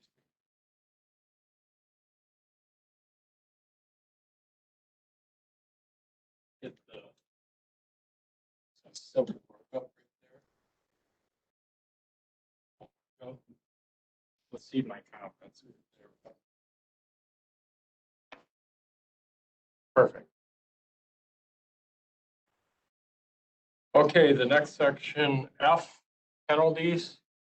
I just realized it's there, it's yellow. That's all we're going to talk about right now. We'll return to that later. Okay. That was also part of 3021. So that's kind of the question is whether we put it here at Where the it end. goes, yeah. But I highlighted it so I could, because there's penalties reference to specific sections in here. So it's a placeholder for me depending on what you guys decide, so I don't lose track of where the $25 fine is, where the $50 fine is, and where the $200 fine is, because it references, so if we move it to the end, I don't want to lose that data. So we'll return to that. Saying that we do that like a fee schedule, because that could change every year, can it? These fines, or are they statutory? The penalty, Sorry. are they statutory, the 25? Or who set that I number? think we landed on this because we ran it by the rec officer. Been a little while. I mean, has it been updated? Is it 10 years old? Should we go? We have to update the whole thing if we change those numbers, like the fee schedule. I mean, we have to go through the We just whole, amend the fees. and the fees, you can, that's not enough to make it. Well, I mean, every time we amend the actual code until I think, is it once a year? The once a year update, then they'll put sort of that addendum next to it when you look online, so you'll see it Okay, and you'll know. but that doesn't start a public hearing or anything to amend, just that. Only if you're in a zoning ordinance do you need to have the public. Okay. And it isn't so bad. I got a question here on A, or on one, F1. For $25, fine not to exceed $25 or imprisonment in the county jail for not more than 30 days. But the next two are $50 and $200 fines, and I only have to spend 3 days in jail. So I'm just saying, go big if you're gonna spend the time in jail. Yeah, So is it a misprint or is it? This originates from 96. Okay. Get the, I thought it odd that the least fine spent me the most time in jail.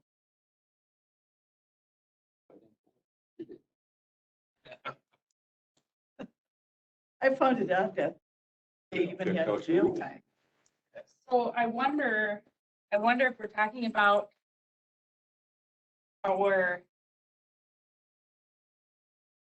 it might make sense. Well, we can talk about this another time, put it on a future, I wouldn't send this to county board yet.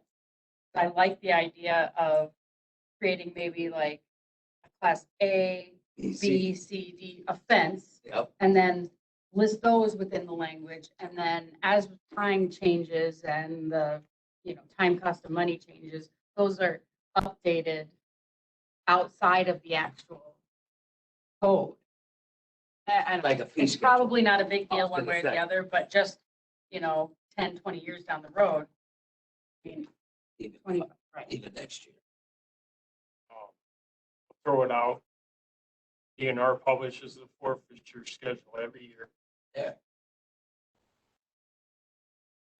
Go Refer ahead to with that. this. Mirror that. There, maybe That's probably a really good idea. be the safest. And we just referenced DNR forfeiture schedule and follow. Change it. That would then tie to the citation authority that's already embedded in the code and all those. That'll be the work is referencing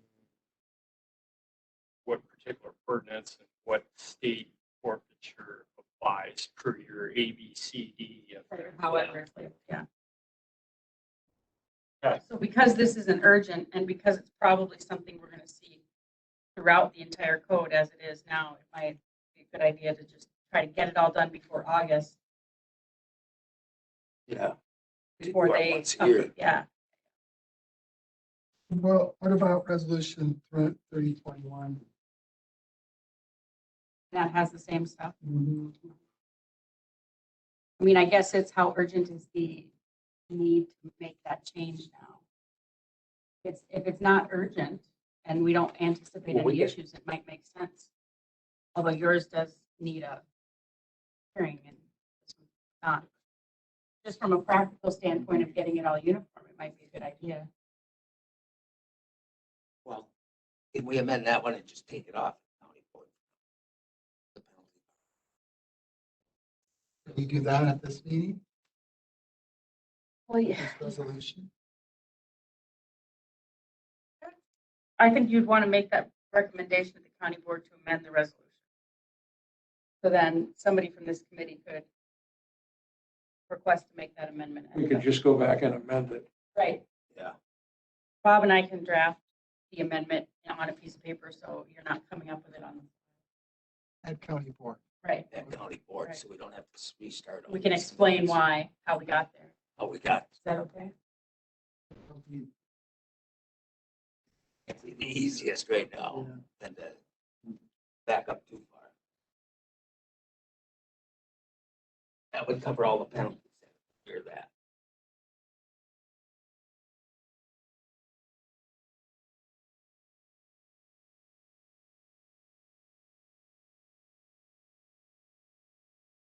Mark, did you have a question about leaving it right here in this spot or moving it to the end? Yeah, that's a discussion we'll have. Just because this is specific to articles, given that we're in. So would it apply to anything in 26, 27?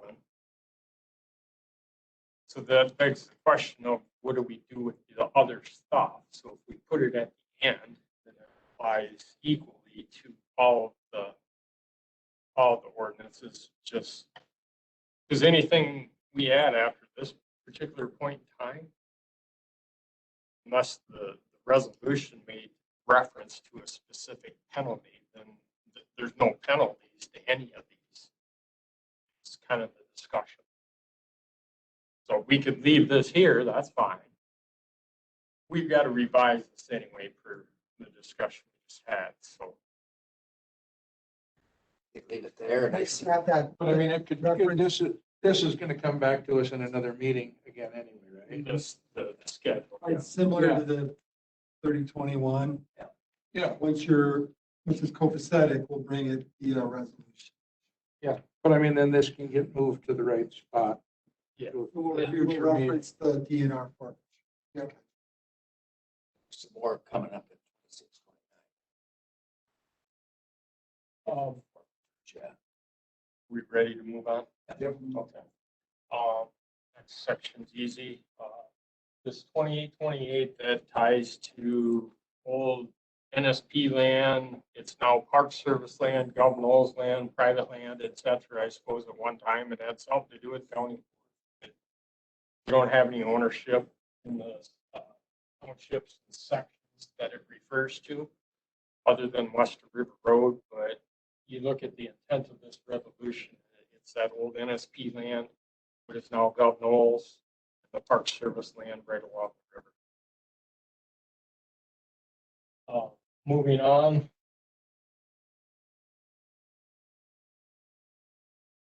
We can move to page 9 for everyone. Unless there's questions. Page 8 where the tree stands start, then it goes to 9. 26, 29. 26, 20.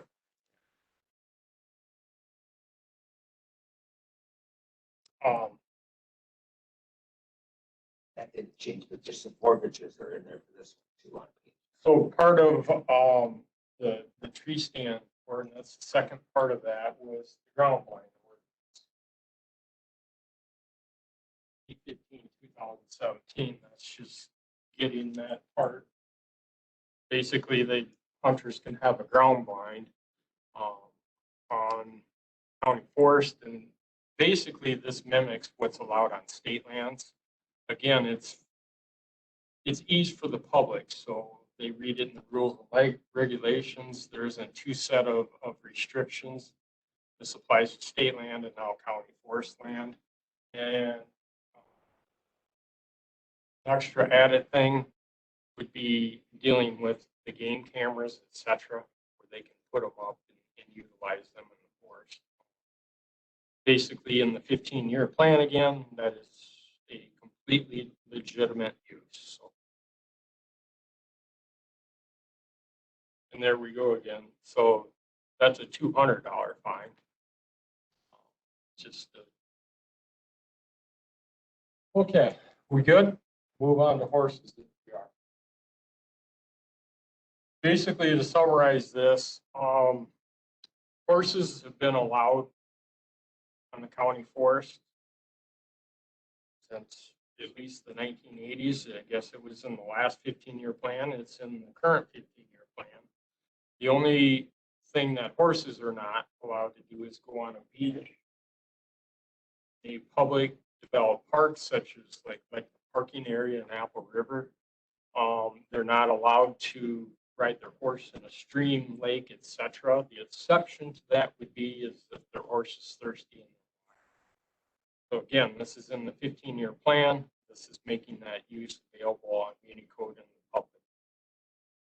No changes, just incorporating what's in the 15-year plan and what's been allowed all along. Hunting, basically, this is just reiterating that county forest is in the state of Wisconsin. All state hunting laws apply. It's just a reminder to them. Snowmobiles, much like you guys did with ATVs, the current statute is in yellow there. We're enhancing them a little bit, indicating that snowmobile trails, not only do we allow it, but they're on state trails such as the Gandy, Cattail, etc. They're on the highways, they're on the county forest, and they're on private land by way of easement. Basically, it goes into the operations of when we open them, when we close them. So basically, the overriding factors is between December 1st and March 31st, when there's at least 6 inches of snow. Well, they've got to be groomed, they've got to be saved. So basically, we're making the statement of the Polk County Parks Department, in combination with the Snowmobile Club, makes that decision of when. I mean, that's actually what's happened. And then we get a little bit into the park regulations. And that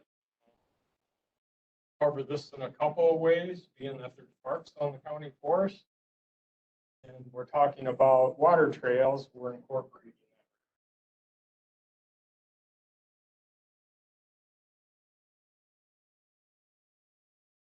that. So if you went tubing down the Apple River, these ordinance would, the littering ordinance would apply. For instance. And we're getting there. One for you guys to wrestle with, if we look at 5 right here, it's not certain what that's all about, but stones, vessels, I guess to me that's fireworks, but it's one of them. I guess I don't care.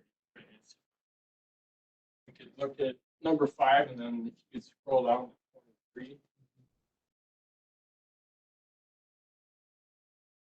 Me, it's like we kind of cover it, 23. So, you know, number 5 could be deleted. Cover the whole thing. I don't know.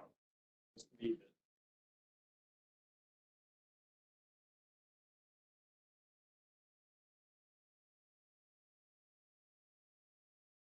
Number 5, does that mean it would be illegal to skip a rock in the water?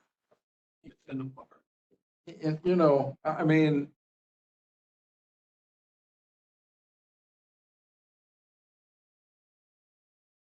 I guess I would say I would be in favor of deleting number 5 and just leaving 23 the way that it is. Yeah, right.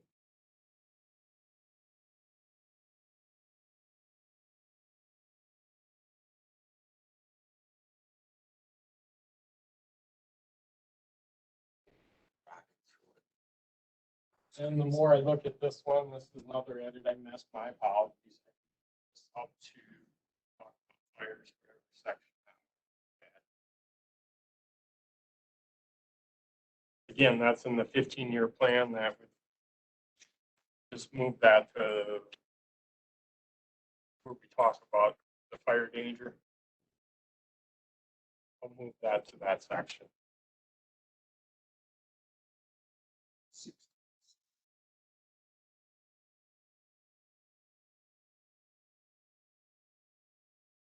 Forest land, and this is in the campground.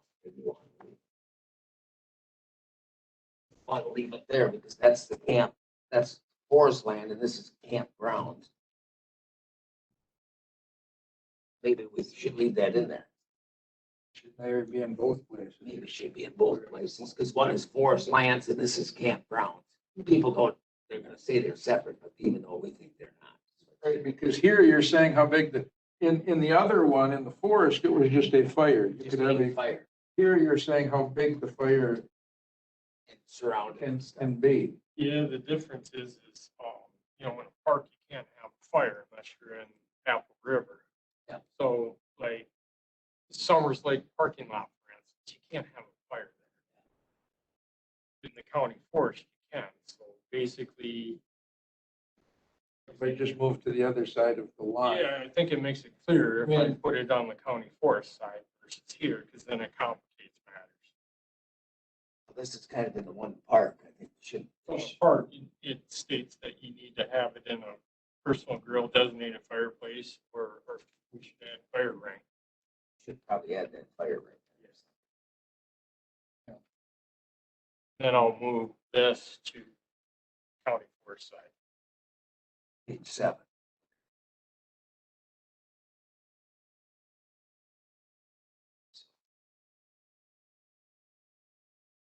Good with that? And we can move all the way to page 13.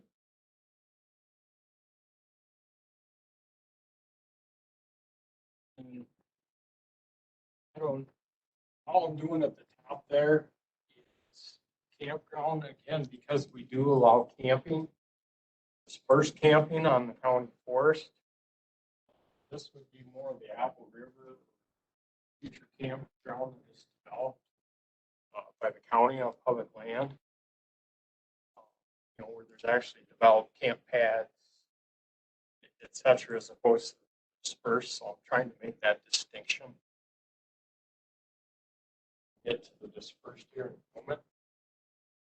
And I don't know, it's one of the things I added.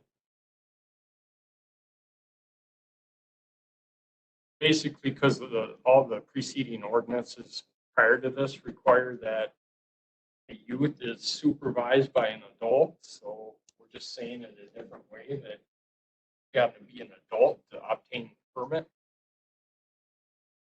Unless we want a bunch of 15-year-olds camping, I guess. We got the money. Let's use the example of Apple River. When we took our tour, they were putting was it the permit in that box? Agree with 18 or older, because I've been camping since I was about 12, and we just went out into the forest on Fort Lewis and stayed in the woods. So, right, see if I have to be 18. You pick 16 or. It's just my opinion. I want to get it out there. They could drive there. They could drive. And that, So it hasn't been there at all in the past, right? Okay, it hasn't been there in the past. no, correct. That is correct. Statute This is, would be, Yeah. So what if we just didn't add it? I mean, sometimes to say nothing is better than to say something. we can strike it. Yeah, I would vote, I would say strike it then. I mean, as long as it hasn't been there in the past. I don't think, I mean, we haven't had a problem with it. I think if it became a problem and they came back to us and said, oh boy, we got, Yeah, when it's. yeah, here's the problem, then I think. John. Moving on. So here's kind of the rules on county forest and 15 plan. Again, making the distinction, this would be more of a dispersed camping, where completely legitimate use, I guess. What I see the most of it is the hunting crowd using this during deer hunting season. All we're trying to prevent here is that they don't camp in a parking area along a road, et et cetera, that prevents other hunters that can utilize the county force. So get tons of calls, so-and-so is camping here, he's blocking this road. Got to go visit them, move the campers so other people can get in here. The other reason that this first part is in county, they have problems with people living in the forest. They grow up, they didn't have an ordinance that spelled out the 14-day limit, and they became residents of the county forest. So that's kind of the rationale. Everything with him through the K here. It just, rest of it deals with maintenance, how they deal with bathroom. I don't think we're going to get in the business of bringing porta potties out, et cetera. So this is how we deal with sanitation type of stuff and keeping the rest of the forest open to public use. If we develop ATV phase 1, phase 2 of a ATV trail, we don't want to see camper parked out in the middle of the trail. Just can't use it as an example. Do we have much camping to that extent during hunting seasons? I mean, there's throughout the system, there's 5 or 6 throughout drought season through deer hunting. 5 or 6 campers I see pretty regularly. There's always one off the Sand Creek Trail. There's another spot just on the Sterling off of Turkey Track that people camp. So people do disperse camp, yes. So, but they have to pull a permit to do it. Yeah, a permit is letting me know where they're at. That way I can start the clock of the 14 days. So if they don't call, I assume they've been there for 14 days and they gotta go. It depends on how the conversation goes when I find. And sometimes Who was there? they just don't know the ordinance. So, when you get here Saturday, grouse hunting for 3 days, good. So you'll be gone Tuesday. Yes, perfect. Versus the conversation, how long you've been here? Quite a while. You can kind of tell how long they've been by the vegetation, the coolers, et cetera. You can kind of.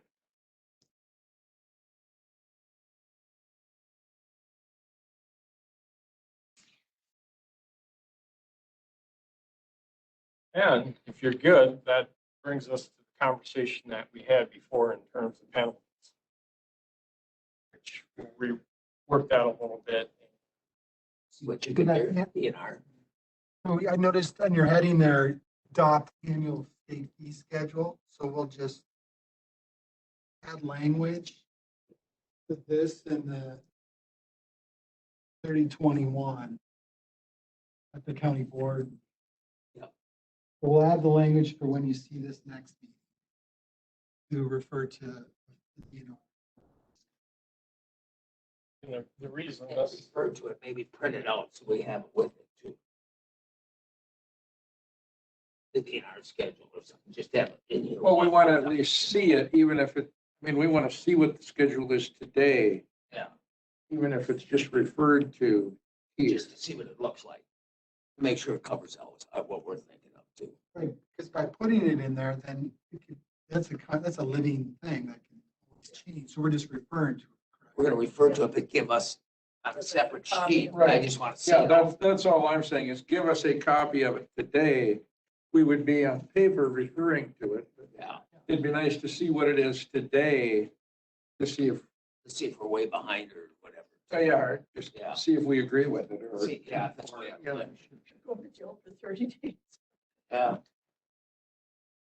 so, Malia, for your reference, the reason this is red is because I copied and pasted it from my document to here. Yeah, I didn't see any red So- line through what's above it in A through D. So was the intent to remove A through D and replace the penalty provision? Or, because they seem to contradict. each, A yeah, through D, right above that, some of that contradictions, lists yeah. penalties. And then you have F through G. Was the intention to have what you've added to replace what previously existed? Okay, so that would have been red line. Strike it, yeah. Yeah, I didn't strike it. All of 2652 would disappear kind of in theory, right? Yeah. I mean, and be replaced by wording of DNR schedule or whatever. Yep. So, yeah, the pen, we'll work on the penalty Right, then section of it's gonna it be- and throughout the document. The whole thing. And then would we'll be different. bring that back and then you guys can take a deeper dive into it and come up with more of those, sort of things that you notice or would. Sure. Just keep working on it. That one we just amend. County board that we would mirror the DNR. Yeah. All the same page here. You got a question on the hunting part of it? On page 9, under hunting, it says the Polk County Forest is open to hunting except for Apple River. And then on page 11, it talks about the park. So is all of the parks considered forest land, or are you just calling out the Apple River Park? Making that distinct discussion because Apple River is forest. Throughout the document. So hunting is allowed everywhere on the forest. At this point in time, except for Apple River. So Summers Lake would be a perfect discussion point for the future. That gets highly developed for equestrian use. We've got two options. Either that trail is closed during the rifle deer hunting season, or we don't allow hunting there. Horse don't taste that good. I mean, just as an example. Oh, that's why I asked the Yeah. question, because then, So as of right now, hunting is allowed everywhere on the county forest, except for Apple River. How big is the Apple River chunk? 13. Or it was like 15 acres. That is very big. I was going out there, I think I went home and looked it up to see if I'm correct, but just west of the Apple River Park is some state land and there's no hunting there because they had it all signed. So I mean, it just coordinates with, Yeah. not an. So that 40 per se with the river dividing it is closed. Turkey Spring Wildlife Area. Yeah. Deer hunting down there. But that waterfall. Everything. I thought it's.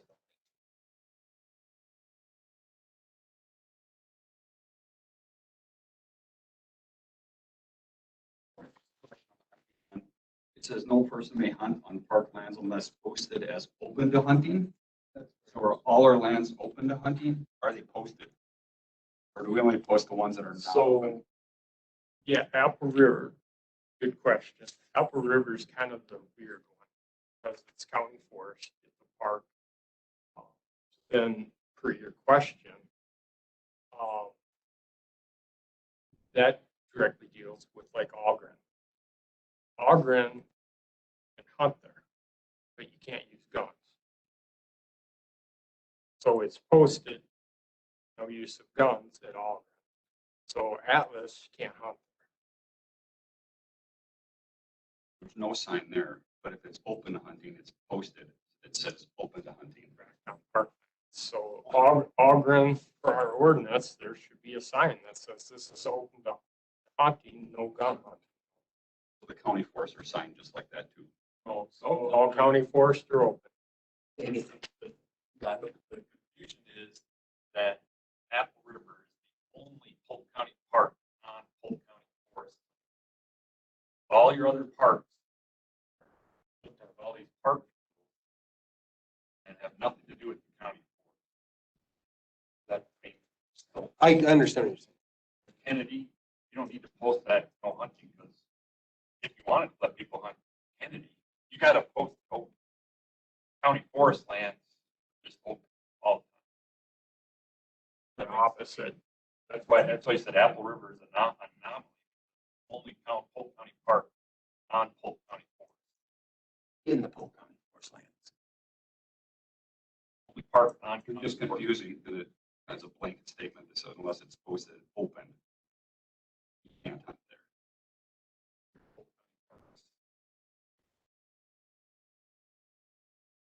was that, is it in this one?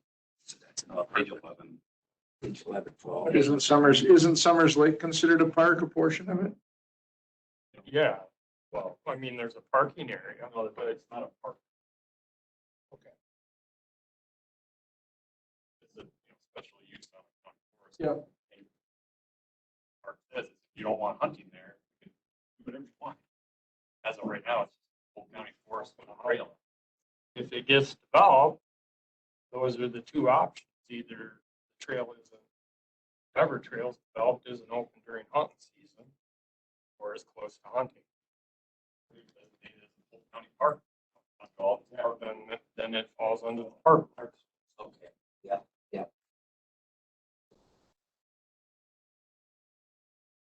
One question, so I can put it. On the ground blind for the horses category, and I'm going back to Summers Lake when they talk about putting equestrians, making that equestrian trail. So you cannot have horses within 50 feet of a wetland. Will that inhibit us from designating that trail or building that trail? Making water too. Wetlands that are designated wetlands don't have water in them during the dry part of the year. They have the grasses. So if you develop a trail, that's different. We're talking about undeveloped horseback riding on the county. As of today, the only. Just random riding. So maybe adding language or excluded if there a designated trail runs through that forest land, just to make it clear. So it doesn't sound like we're prohibiting ourselves from making that. We're making that trail. Good comment. Yep.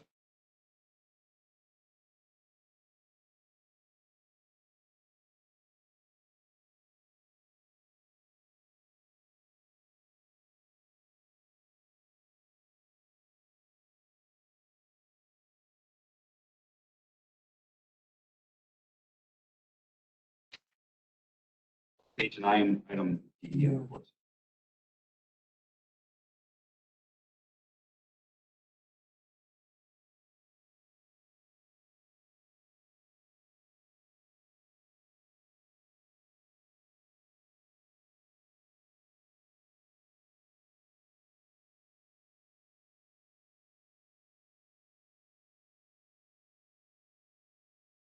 Anything else?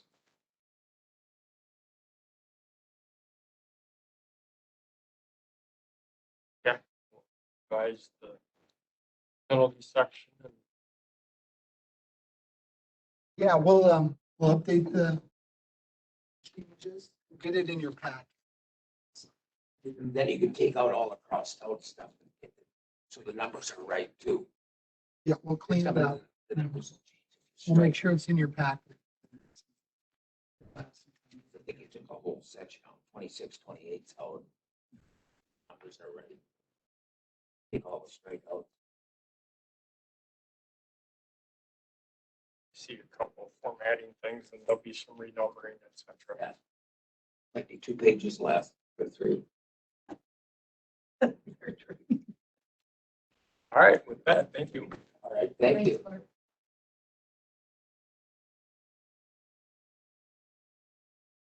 So. Next here, number 10, did we skip any up above? No. Did 12. Yep, we did 12, so we're on 13. Oh, if we need another meeting. What's coming up? Well, I did get a request from Heidi Johnson. Heidi Johnson is Kristen Bruder's supervisor. Kristen Bruder is the district director for UW Extension. Oh, yeah. I might be missing out on titles. Anyway, Heidi Johnson would like to come to the July 21st meeting in person and present on the ag educator position and the new model for that position. I think is you're still looking at a regional person. What I've been told there's an opportunity to share a dairy educator from another county. I think Ryan Sterry, St. Croix County, then the new person would be a crops specialist.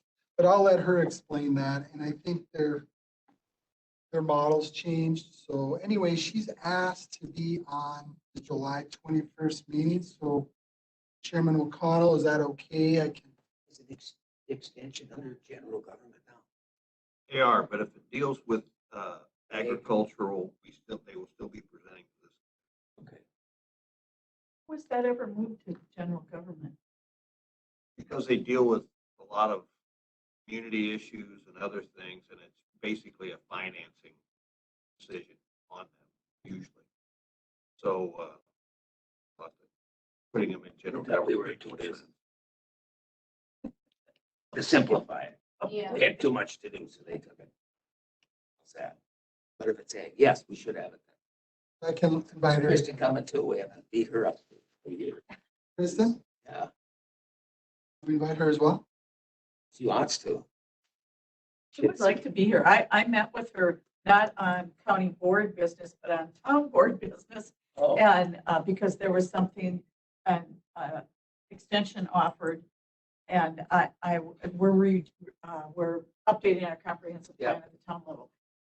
They have a group down at University of River Falls, I think that that does, helps the kids, yeah. well, do surveys, yeah. For it, Anyway, so I was talking to her about that. That's what we meant for, but we did talk a bit about this and then them having the ability to come in and meet with us and talk about the new structure. And I think it'd be beneficial to hear what they have to say because it is changed from what it was. yeah. We get less and pay more, is that how that got changed? I don't think so. Oh, yes. It's all dollars and cents. Pay more and get less. I hope not. Well, it's a state, what do you expect? Okay, now Jason, That'll be on there. Jason, see if he had any I don't think so. things. We got a public hearing coming, don't we? Didn't I get that Yeah. on my email? There's a district change. Yeah, So we'll have Jason here for that. tax property details. Skip. We're looking at second meeting in August. Okay. Yeah, then District change. that's for that public hearing for Vander. That's, So again, 7, that'll be late August. 8, we're gonna bring them in September. Stuff you'll pick through there. Trails, yeah, I think we'll keep you updated on the Alta or consultant on the comprehensive trail network planning process.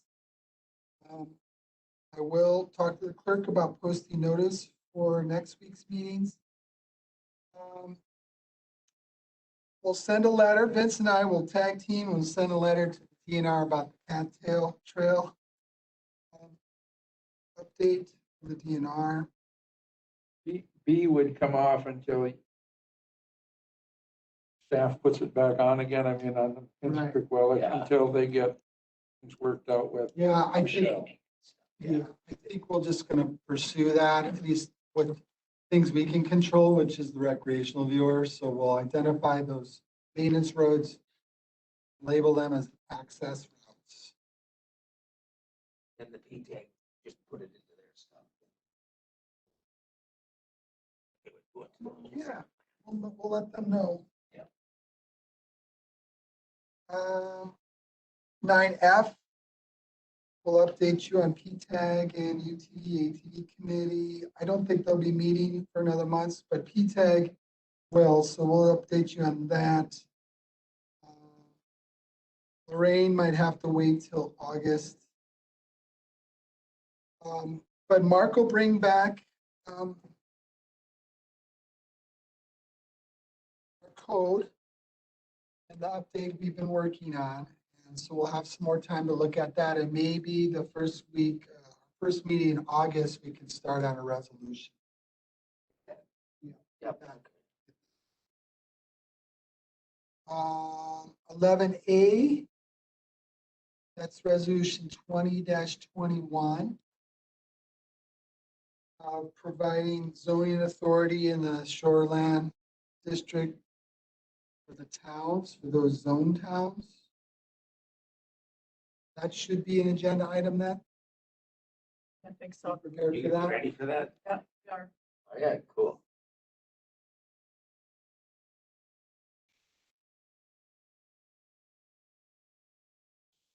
Yep. We're down to that. I'd like to see if there's a possibility that we could look at creating an ordinance for cleaning stations at boat landings. It would possibly, the ordinance would be some type of, the county is saying you have to clean your boat if there is a station. And what I'm understanding from, I've talked to Caitlin Anderson, and this got started at the Boat Lake Management District meeting, is that they don't really want to pay all the money to put up a cleaning station if there's no retribution if they don't do it. And Caitlin said that Burnett County has an ordinance against it, or, you know, an ordinance. Burnett County, Barron County, Washburn County, and I was just seeing, she said we could follow their language because the lake really doesn't want to do it unless there is an ordinance. We don't have an ordinance because there are no cleaning stations. So maybe we could start with having an ordinance. And And if there is Then money they required to use it. If we had an ordinance, the lake would put the Lake Association would put the cleaning station. And Bone Lake said they were extremely more apt to do it, and Yeah. they're discussing it. Maybe Deer Lake, I Yeah, don't know. no, I'm really glad you brought it up because I've had several people talk to me about similar things. First of all, getting a cleaning station at the boat landing on Deer Lake is an issue. You know, people have talked to me about that. So this falls right in line. But they might be able to get some funding that way for them. Some grants and Yes, stuff. yeah. Yeah. Oh, Also, Land Water has some resources to do this, but yeah, that is, question is about enforcement. Who's enforcing it? Rec officer? I suppose that would come in the discussion. Right, that'll be part of the discussion. So that's a They're big saying thing there to is think no about. enforcement, so why spend the money because they possibly Does it won't look use at it? the cameras and stuff?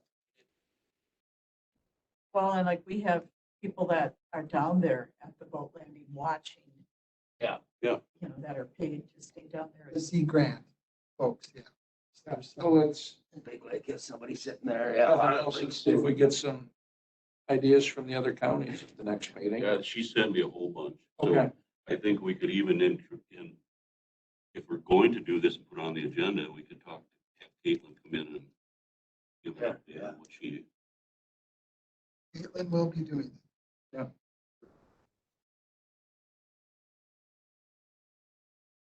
It's already written in those. Even if you have a sign there that says that Polk County will enforce this, you're more apt to do it than not. Yeah. And there's usually somebody sitting at the bigger lake, you know, all the time, so. Some of the, yeah, some of the lake associations have a. Sitting there all the teenager time, out there. Yeah, because there's a bigger fine if you're out traveling and get caught. You know, with weights hanging and stuff, it's pretty high buck. Going down the road, it's a couple $100. We'll see if we can get that on in July 21st. Otherwise, if you don't mind, we might push that into August. But I'll talk to You Keith. see, yeah, whatever.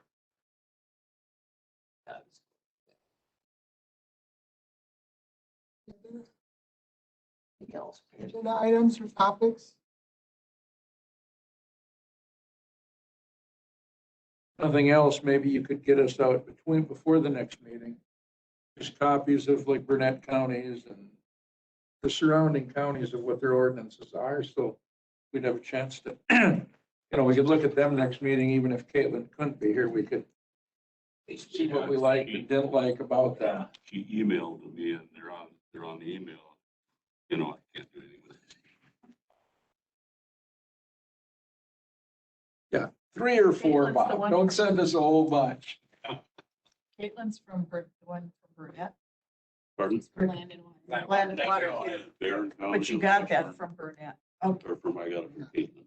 okay. Yeah, She got it from yeah, she Burnett. sent it all over, yeah. Okay, She possibly thought we could copy those, or at least gives us a yeah. Starting. start. But Yeah. Get an idea what's out there, what everybody has, Yeah. what, they're looking And at. then you It's can- probably all one pagers pretty much. yeah, somebody's got to start, whether they do it or not. You know, you can say if there is one there. yeah. Still learning everybody's speed.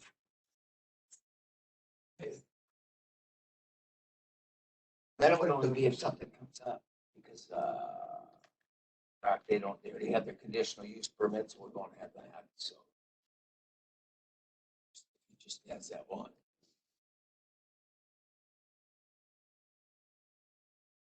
There's enough substance here for Yeah.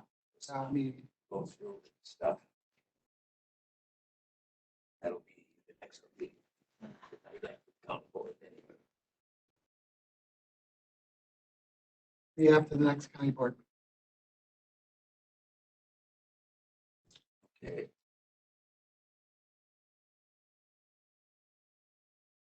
I make a motion, we adjourn. Second it.